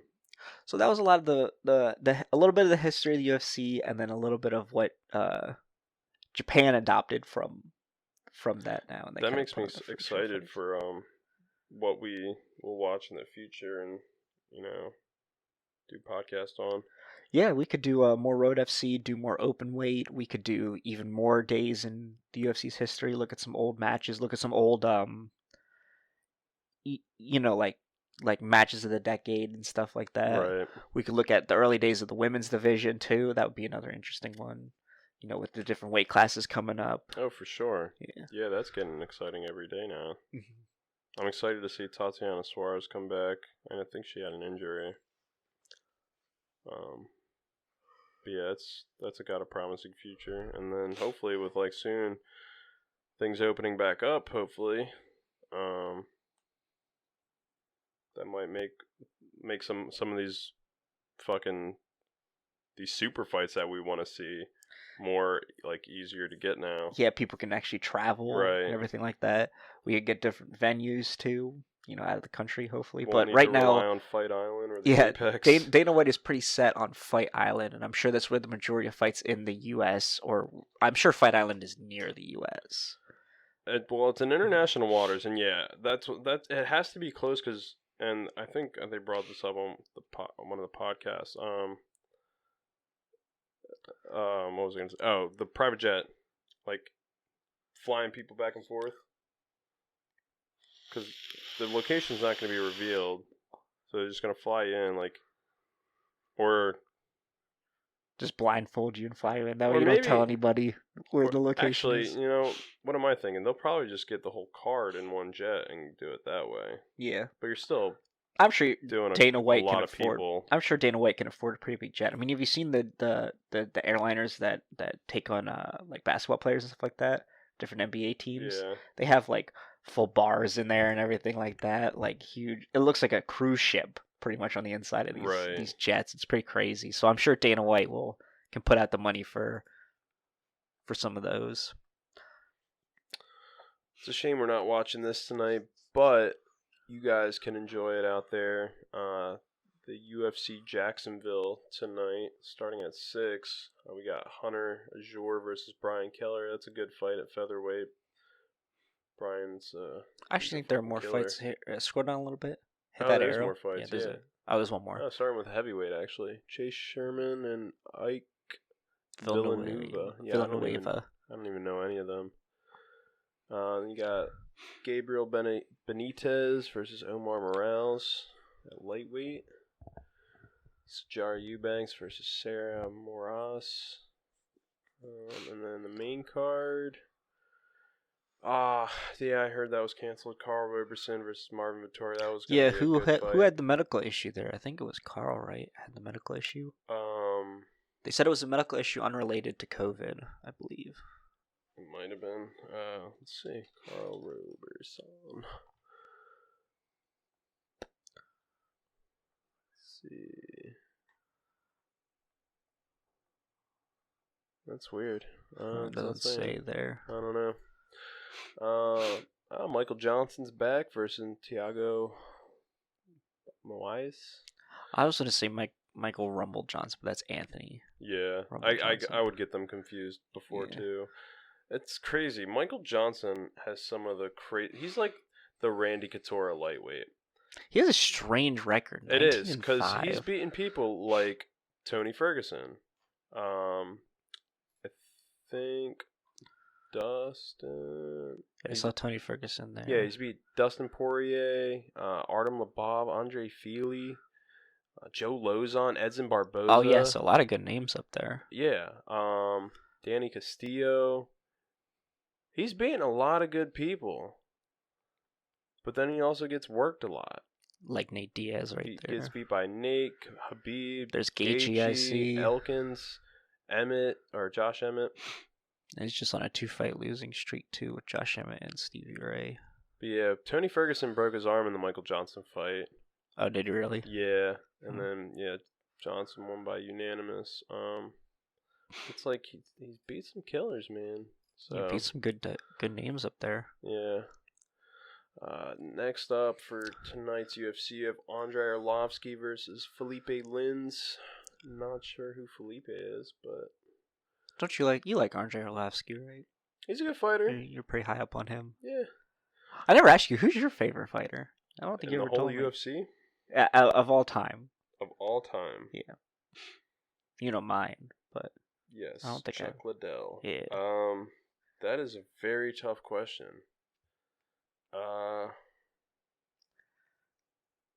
It'd probably be someone current. Stylebender. Oh, so like your brother? Probably, because that was the clip. The clip from when he fought Derek Brunson. Where he's just landing these shots that are sitting Brunson on his ass, and he throws these combos in the knees. He just fucked him up in the round before Herb Dean calls it. I think it was Herb Dean anyway. But from then on, man, I've always been a fan. He's literally the Stylebender. Yeah, he definitely has a way about him that is super unique. Stylebender and dude, I'm so cliche, but Ngannou, like yeah, I love Ngannou too. Because he's my favorite heavyweight. He kills people, man. Yeah, he's a dog out there. Yeah, he's a predator, man. Pretty much everyone from Nigeria, honestly, or Africa. Yeah. Like, you got Usman, of course. Who's a killer in his own right. Yeah, I love watching him. But yeah, man, like, yeah, I'd have to say those two. Yeah. I mean, Chuck Liddell is obviously my all-time favorite. I do love the Dragon, Lyoto Machida. He's another. Yeah, if I had to go old great school, one. I'd have to watch some more videos and like what I've already seen and like go through them. GSP and BJ Penn, I like those two, but BJ Penn fought well past his prime. He never should have been fighting those last. Same thing with Chuck Liddell too. He never should have been fighting those last couple of fights. And then currently, my top three are Sean O'Malley, Francis Ngannou, and Amanda Nunes. I'll put a woman fighter at my third over anybody else, especially coming to her. Yeah, she is something else. She's something special. She's an animal. Like I said, she's the best women's fighter of all time. Forget Ronda Rousey, forget Holly Holm, forget Cyborg. No, Amanda Nunes beat them all. Is the best of all time. She is crazy. She would take on most of the men in their own division. She's very scary. And I like her a lot. She becomes a different person when she enters the octagon. And obviously the three women fighters that I like are Amanda Nunes, Zhang Weili, and Joanna. Joanna Jędrzejczyk has definitely been growing on me. Dude, she's a tank. She's a little animal. She's a little tank. I love it. Even though she's not a champion right now, she's something special. I love fucking Jermaine Durand to me. She's nice too. Iron Lady, man. Yeah, she's a beast. I can't wait to see her return. She almost survived against Nunes, right? That was her. I believe so. Yes. Yeah. I Almost. think she comes back and wins. Really? That was a fight, right? Am I not confusing that? I believe you're right. They fought Amanda. I swear to God, I just want to make sure I'm not going crazy. Yeah. Yeah. Okay. Yeah, because I want to see. Oh yeah, her last fight. Yeah, because that was the last card of the year. That's right. Mm-hmm. But yeah. Yeah, I wanna look at see that win rematch. streak right there. That's something gnarly right there. She's hasn't lost in 5 years. Currently about to be on a 9-fight win streak. 10 And fight. she has what, 2 decisions in that win streak right there. I see one, both unanimous as well. Oh no, 3 decisions. There's a split right there. Yeah, again. Well, that's what we. Oh need yeah, to see well, too, the Valentina trilogy. Shevchenko, yeah, Yeah, because she's another one that's she's on a roll something too. else too. Look at her last fucking because she just beat Holly Holm or Chukagian, sorry. She's been moving up and down in weight classes too in the women's division, hasn't she? She's gone back and forth on Has she? Yeah, she's right there at bantam, and I see her at fly flyweight. right there. Yeah. And then she's been the flyweight champion, defended 3 times already. She's an animal. Yeah, she's something else Oh, too. she beat Joanna. Wow, I didn't know that. Yeah, Joanna's had a lot of fights. Oh yeah, she did beat Holly Holm. Like I said. So. See, none of these women will be the most popular women's fighter of all time. That clearly goes to Ronda Rousey, and I don't think anyone's going to come close to her level of fame. Her level of popularity and her fame. I feel like, but as far as like fighting ability, I think there are plenty of women that are better than her. I honestly feel like Nunes has pretty much eclipsed Ronda Rousey. Maybe I'm wrong. As far as accolades and as far as just ability to fight and striking and well-roundedness, she is definitely better than Ronda Rousey. I'd argue Zhang Weili is better. I'd argue Holly Holmes is better. I'd definitely argue Cyborg is better. But again, it's that the popularity thing. Ronda Rousey had this huge draw to her. She had this huge just something about her. The thing was, she was a crazy good submission person. She had the arm bars. She was the champion. She could talk the talk. She could back it up too. And the thing was, people drew to her for another reason. She was very pretty. She's a very beautiful person. I think she's a good. And when you look at someone like Chris Cyborg, who, no offense to Chris Cyborg, absolute legend. She looks like a man. I mean, that's fucked up, bro. That is fucked up. Don't get me wrong. I love Chris Cyborg. Chris Cyborg's great. I watch a lot of her fights. She's killing it right now. She is. Over in Bellator. Yeah, over in Bellator, she's destroying it. She's a great fighter, but people are drawn to Ronda Rousey. I mean, let's face it. Most men watch the UFC. There aren't a whole lot of women that watch the UFC or MMA in general. Yeah. So that's why people are drawn to Ronda Rousey, is because she's a good-looking woman. I think, but another thing at the time, like, I think she was suffering from a lot of distractions. Ronda Rousey. Yeah, like in her life with just becoming famous. Yeah, it happened really fast for her. Yeah, and I think that's what buries a lot of professional, not just fighters but athletes in general, is that quick fame and everything really gets to you. Yeah, and I feel like that made her crack. And then you saw that sharp decline in her game. People found the holes, exposed her, and now I think Ronda Rousey could have a comeback though. I mean, she wants to she's taking time off from the WWE to have a kid. Oh, is she? Right. That's what I heard. Yeah. How old is she now? Like, I feel like her time is come and gone. Yeah, she's 33. 33, man. I don't see her coming back. She's got time. She'll have a kid, get back in shape, take time off. She's gonna become a Michelle Watterson. She has an insane comeback. I want to be the first mom champ. I feel like it's never gonna happen. I feel like at that point in your life, man, you should focus more on the kid. Yeah, focus on your family. Yeah, but that's and again, that's where that just doesn't span into women though. That spans to a lot of male fighters too. I mean, we say that about Cowboy all the time. I know. We think Cowboy should retire. I mean, he's got a son now. He needs to focus on him. He needs to focus on the family. He's got the career. Even remember him. He's got the career. He's got the accolades. He doesn't have the title. Sadly, he's only ever had one shot at it. I know, poor guy. But he has those wins. he has those fight bonuses. He has all that stuff, and that's Still never one gonna of the go. greatest. That's never gonna go away. Yeah. One of the most entertaining. I love that guy. First ballot Hall of Famer I easily. love hearing Kid Rock come on. Yeah. Fucking cowboy. He's a great person. He's a nice guy. So Such a he's fucking definitely a Hall of asshole. Famer. But Oh, I yeah. think he needs to retire. I can't wait till he gets his Hall of Fame jacket. Oh, he's getting it for sure, guaranteed. That's If gonna be a Dana doesn't give it great-ass to night. him, if Dana doesn't give it to him, there's he's no crazy. fucking But there's no way he way. doesn't give it to him. No way. GSP's getting his soon too. That's right. That's nice. That's good to see. About damn time. But for other fights on this card tonight, sorry we went on a tangent there. We got Ricky Simone versus Ray Borg at Bantam. I'm kind of excited to see that. Ricky Simone's on a 2-fight losing streak, and Ray Borg's been around the block. He's been looking pretty solid though.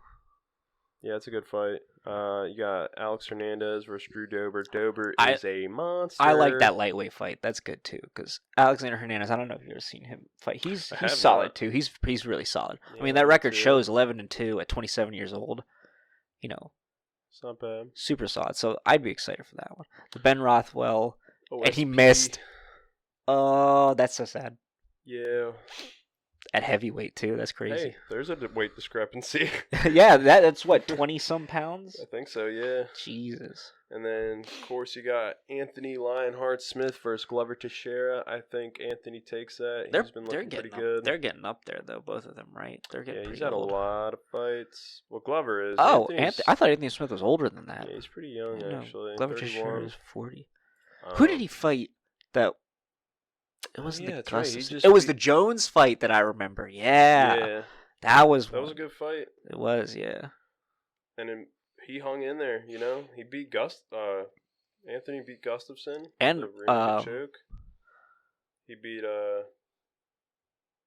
Shogun, Rashad Evans, Vulcan, Hector Lombard. Anthony Smith a lot is of no good joke, names man. up there. He's good. I think he's fixed up his game. At 31, he has had a lot of fights. He lost to Roger Gracie. Isn't he close to... Yeah, in 2011 there. Isn't that pretty close to being tied with most fights in a year? Holy shit, he fought a lot. Oh, that's 2010. 1, 2, 3, 4, 5, 6 fights in 1 year. Yeah, that's got to be pretty close, Dude, too. that's a fight every 2 months. And he won them all. Except for one. Last. Yeah. He's like, fuck. Damn. And he fucking KO'd them all except for one submission by a triangle. And then the loss. Holy shit, brother. Yeah, so this guy is Anthony Smith is something else. He did the same thing in 2010. 1, 2, 3, 4, 5, 6, 7 fights. Oh, okay, even more. Holy shit. And he won them all except for 2. Yeah, he's been around. Damn, he had a sad little losing streak right there, but then he really polished it up. Then he fought his first year in MMA. He had 6 fights. Yeah, this guy definitely loves to fight. He loves to throw down, dude. And he's got a good record. That's a good record too. Dude, I'm telling you, Anthony Smith is fucking amazing, and he's young. Is that active. If he keeps winning? Is that the fight to make? John Jones and Anthony Smith? I want to see a rematch one day. That'd I want to see cool. Anthony Smith versus Dominic Reyes as well. I want to see the rematch between Reyes and Jones first. I think that needs to happen. Yeah, that should happen. There's no clear winner there. Now, is that the next fight for Jones, though?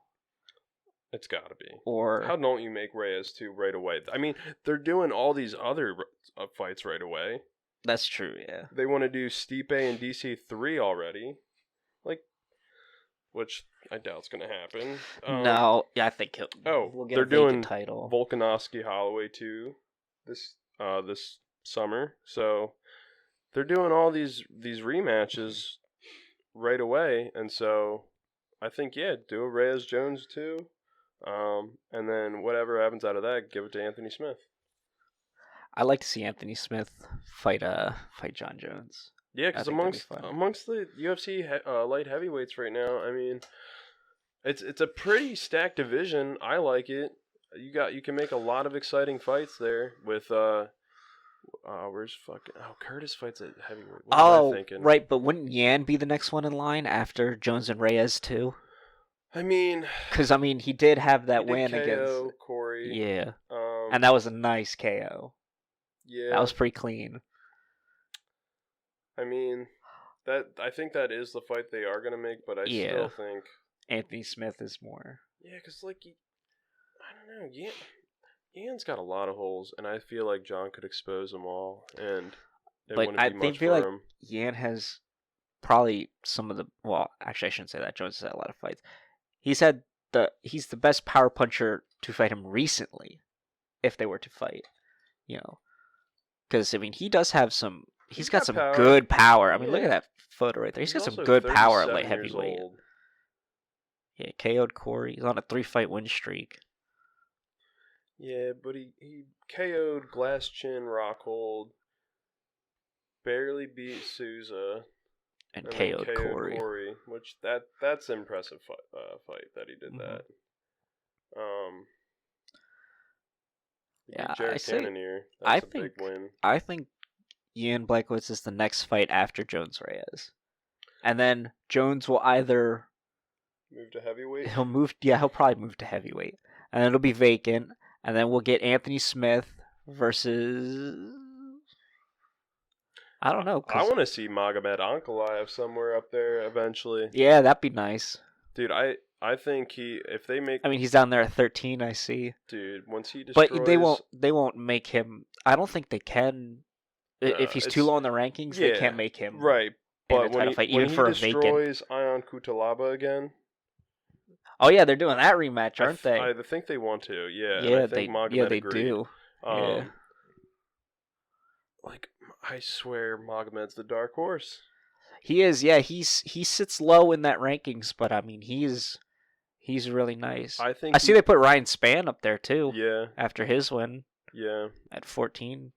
Yeah, he's definitely a dark horse hiding down there at the bottom. He's better. Like I think Magomed's better than ranks 12 to 2. Don't know how Really? Yes. You think he's better than all those guys? Yeah. Anthony Smith included, Yan included, 100%. Corey, The only thing Gustafson. Gustafson is kind of past it. So is Glover. I think Glover's kind of past it. But I think an Ankalaev, man, he's undefeated, or he at least only has like one loss. I think. I don't know. I know he has a promising future. I mean, he's pretty young, right? 27, yeah. Years old. Yeah, one loss to fucking Paul Craig out of all fucking people. And his first UFC event, no less. That actually is kind of sad that he got choked out by Paul Craig, who's 12 and 4. Yeah, he's that not bad. draw with Shogun though is ugh. When was that? That was that recent? Yeah, 2019. Oh yeah, I guess so. But man, yeah, but he's had a good run of it. He's still having a good run of it. He'll make it up there one day. You think we'll see him top the rankings? Fuck yeah, he'll be in title contention by next year. I think by the time that happens, we'll hopefully have a set bantam, a set fly. A guy that's really guys that are really gonna carry the future of those divisions. Usman will still a new be heavyweight champion. Khabib will have retired. Yeah, Khabib will retire next year. Fucking Volkanovski will still be champ. Stylebender gets his first It doesn't loss. help that Cejudo retired, because Khabib's going to see that and be like, that's what I should do too. I should retire early. Still go out on top. Undefeated champion. Yeah. Because I don't think... I like Gaethje, but if it gets into a wrestling match... I don't think there's no way Gaethje pulls out of that. We've never seen Gaethje wrestle. That's true too. Yeah, they say he has a wrestling game. I've seen most of it. I mean, he's more been striking a lot recently. Straight striking, man. I think if you get into a slugfest with Gaethje, I don't think Khabib makes out of that. But if you get into a wrestling match, I don't think Gaethje can make it out of that. I don't see Gaethje winning, honestly. No, I don't. I don't think he's. How old is he? Gaethje? Yeah, he's in his 30s, right? Let's find out. Gaethje. 31. 31, yeah. So he's young. He could be champ soon enough. He could be. I mean, who knows what'll happen if he catches Khabib and Yeah, knock him out. You never know. He has that power. He does. But I don't think Khabib gets that close. I think he keeps the distance. He plays the game very well.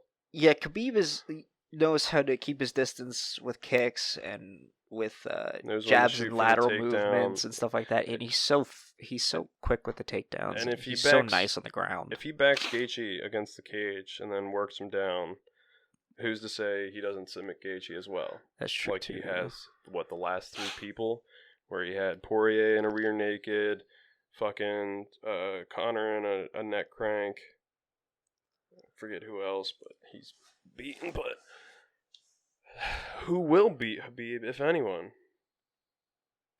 We all thought Tony would, but Tony just got worked by Gaethje. Conor. You think the return? The return?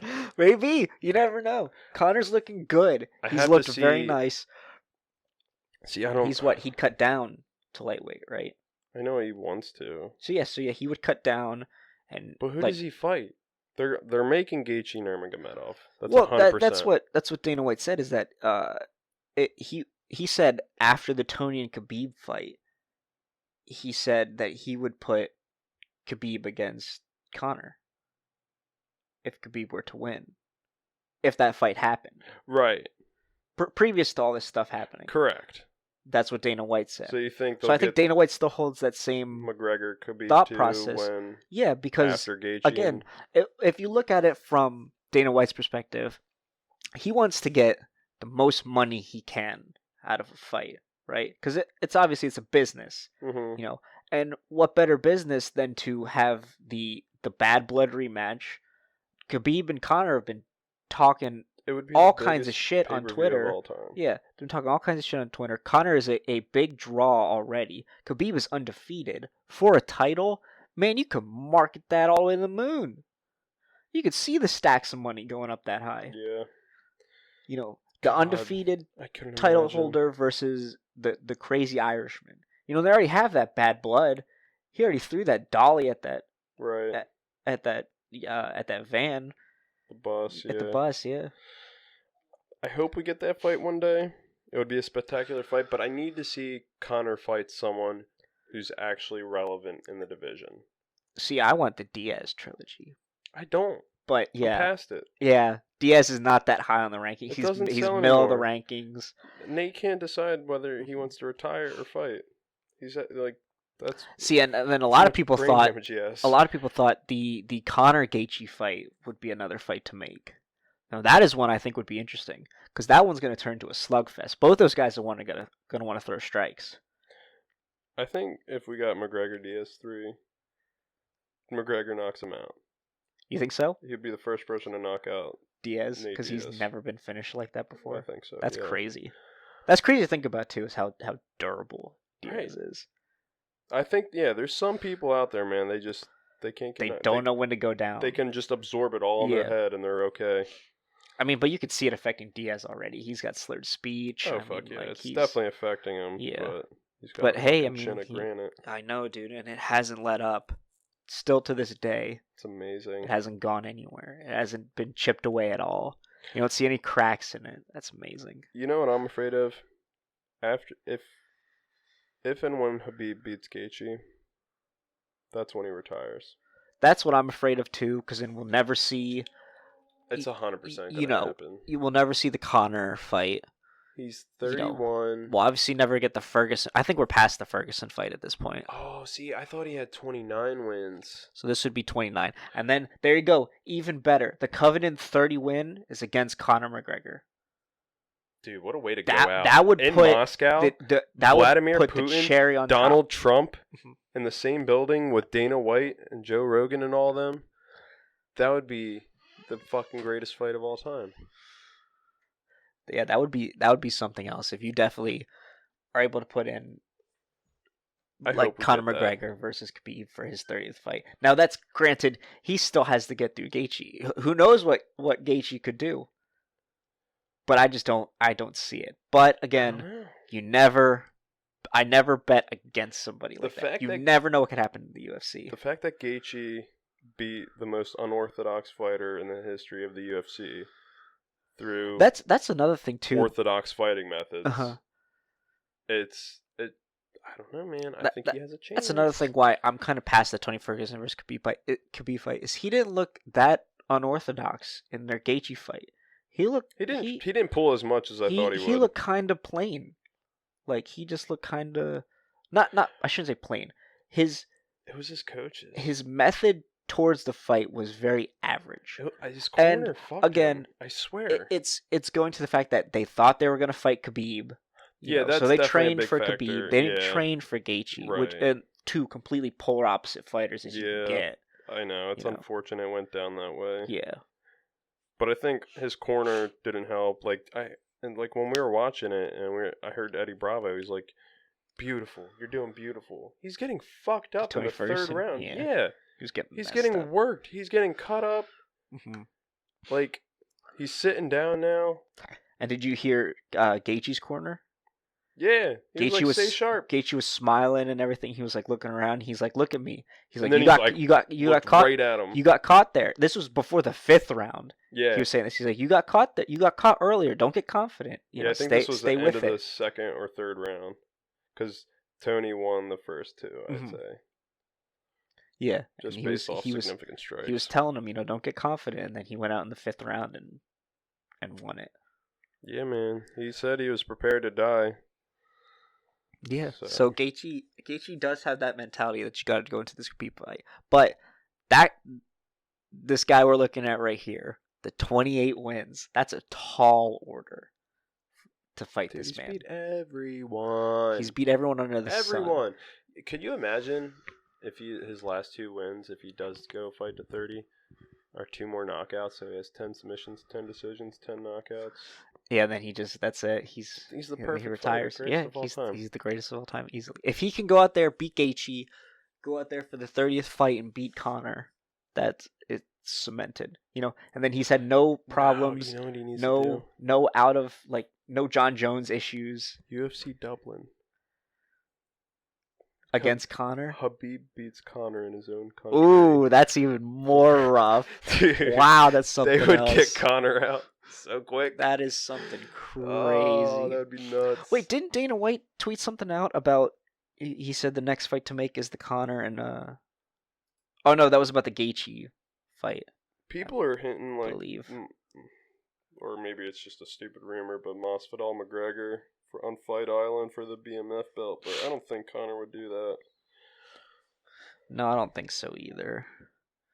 That seems like something Conor wouldn't be a part of. Yeah, and I just don't want to see Conor fight at 170. Or if he is, they're not going to worry about the belt anymore and just do it for fun. I would love to see that fight regardless. That would be kick-ass, but I just worry Masvidal is too good right now. Yeah, he's been on a roll. That'd be a good fight, though. It would be a great fight, yeah. I feel like that would be on like a Diaz level of fight, just slugfest, all-out war. The thing that made the Diaz fight so popular was because of just all the trash talking they did in that short amount of time. Because Diaz took that fight on short notice. Did he really? 11 days. Holy shit! And the first fight, the fight he won. Right. Yeah, he took that on 11 days' notice because I forget who Conor was set to fight, but he pulled out of the fight, and Diaz took it on, and they were just trash talking for 11 days straight, and it just kept escalating to the point. And then when Diaz knocked him out, like that's something people don't talk about is how short of a notice Diaz took that fight on and still pulled out the win. That's insane. 11 days notice and choked out Conor McGregor. That's like unheard of. Who was the biggest name of all time. That's why Dana White said, "You just shook up the world." I think the famous quote, "I'm not surprised, motherfucker." It's my favorite Diaz line. It is great. I love him. Yeah, he's a character. And that's what sells tickets, man. That's what sells pay-per-view buys. Yeah, is that ability to trash talk. That's why Cejudo took it up. Oh, he took it up the most terrible way. Him and Colby.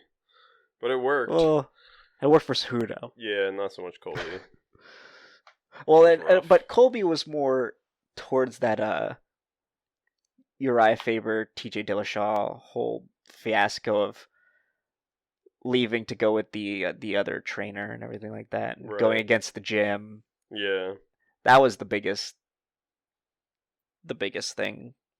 But that also sold well too because that was a huge a huge thing, a huge rivalry. You don't go Dude, against the I want to group. see a rematch. I want to see Usman do it all over again. That fight was fucking phenomenal. I will. Oh god, that is top 5 fights of all time. Who, Usman versus Usman and Covington, dude. Yeah. He put a fucking beating on that boy. God damn.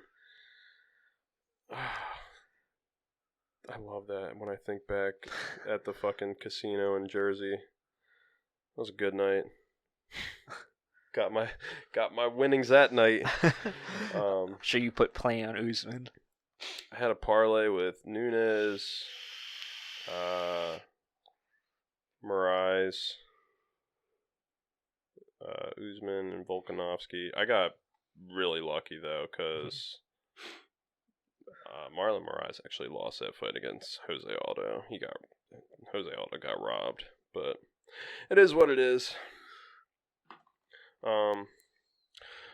Another thing I was thinking of, Justin Gaethje and Khabib share the same manager. Oh, do they really? Ali, I can't never pronounce his last name, Abdelaziz or whatever. I think it's not so bad when you share the same manager. But I if think it's like the same gym. Yeah, when you share the same camp. Or yeah, camp rather. Sorry. That's where it's rough. weird. Like if somehow some strange way in the world DC were to ever fight happens. Khabib, that They've wrestled. they wrestle, but I mean they joke around. Yeah. They're good friends and everything like that. Yeah. Well, we hope you enjoyed this special episode of Chat in Action. That was a short little one from us. Nothing too crazy. Yeah, but expect these once a week, something different, something where we just explore the past of MMA and just crazy shit in general. Yeah, I'll be sure to look up more stuff to have for these episodes and everything like that. It should be. I think it was be a lot of fun. It was good. That was great. I learned a lot about fights and fighters I never even knew of. And, yeah, and a little bit of the history there. Yeah, now I'm excited to see what we get into. Yeah, share to the rest of you guys.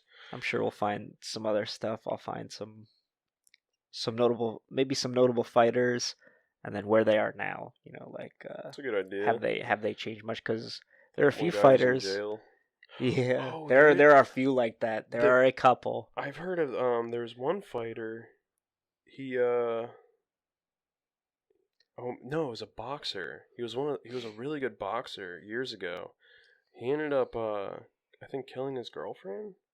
Oh really? I think he killed himself or went to jail and some shit happened. I forget. Well, I'll have to look that up and we'll talk about it next week. But yeah, I'll show you that. I'm sure that attributes a lot to the CTE and everything too. Yeah, a lot. It had a lot to do with that. Yeah. Thanks for watching or listening rather.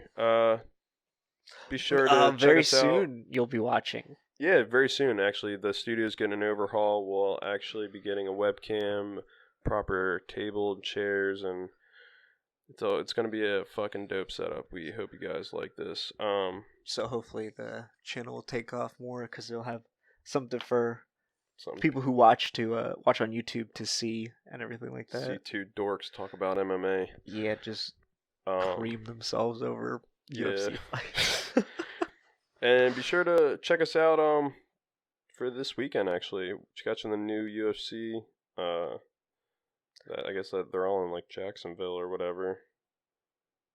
Are they all in Jacksonville? I don't know. Maybe not. Maybe not this one, but either way, it's the Overeem Harris card. The older Reem instead of older Reem instead of Uber Reem. Uber Reem. No more Reem. Reem. Glass chin Reem. You don't like Overeem, do you? No, I love him. He is a fantastic fighter. I wish his chin was better, cause man, he's another so fun to watch. He's another mammoth of a man. He's just fucking so massive, shredded, and he's second highest paid UFC fighter of all time, behind Conor McGregor. Oh, really? Yeah, I didn't know that. Over $9 million in earnings. He's had a lot of fights. He's been around. Actually, I think didn't he leave and come back? Yeah, he did. He was skinny Overeem for a while. He Yeah, left and then came back. When he came back, he didn't was have any more absolutely juice. shredded. No more juice. No, this was before he started juicing. Before the juice. Yeah, before the juice. He was super skinny. Mini Reem. He had a tiny head, and then he comes back out of nowhere and he's just big. Like his head is like twice the size. Wow. He's like completely jacked. And Ken Shamrock, funny enough, guy we talked about a lot on this episode, was talking shit on him. He's like, "There's no way this dude came back just completely ripped. He's on some juice. He's just steroiding it up everywhere." Wow. That's crazy. And I guess he would be the one to know because he's failed a couple drug tests. He Yeah, failed a he drug would test be. in his 40s. Did he really? He did. That's sad. It was in his 40s fighting an MMA fight. I forget who it was against. It might have been against Bob Sapp, funny enough. I mean, And he I probably think got a juice to beat that man I think down. Ken Shamrock, yeah, pissed hot, which is hilarious. Oh, that's another thing I'll do. I'll do Fighters that pissed hot. fighters that got drug tested. I might even give you a quiz too on Oh god, a no. little You're quiz. quizzing me? Like how many times is John Jones pissed hot? Twice. I believe it is twice. I think so. I think they're both against DC. I Are know they? one is.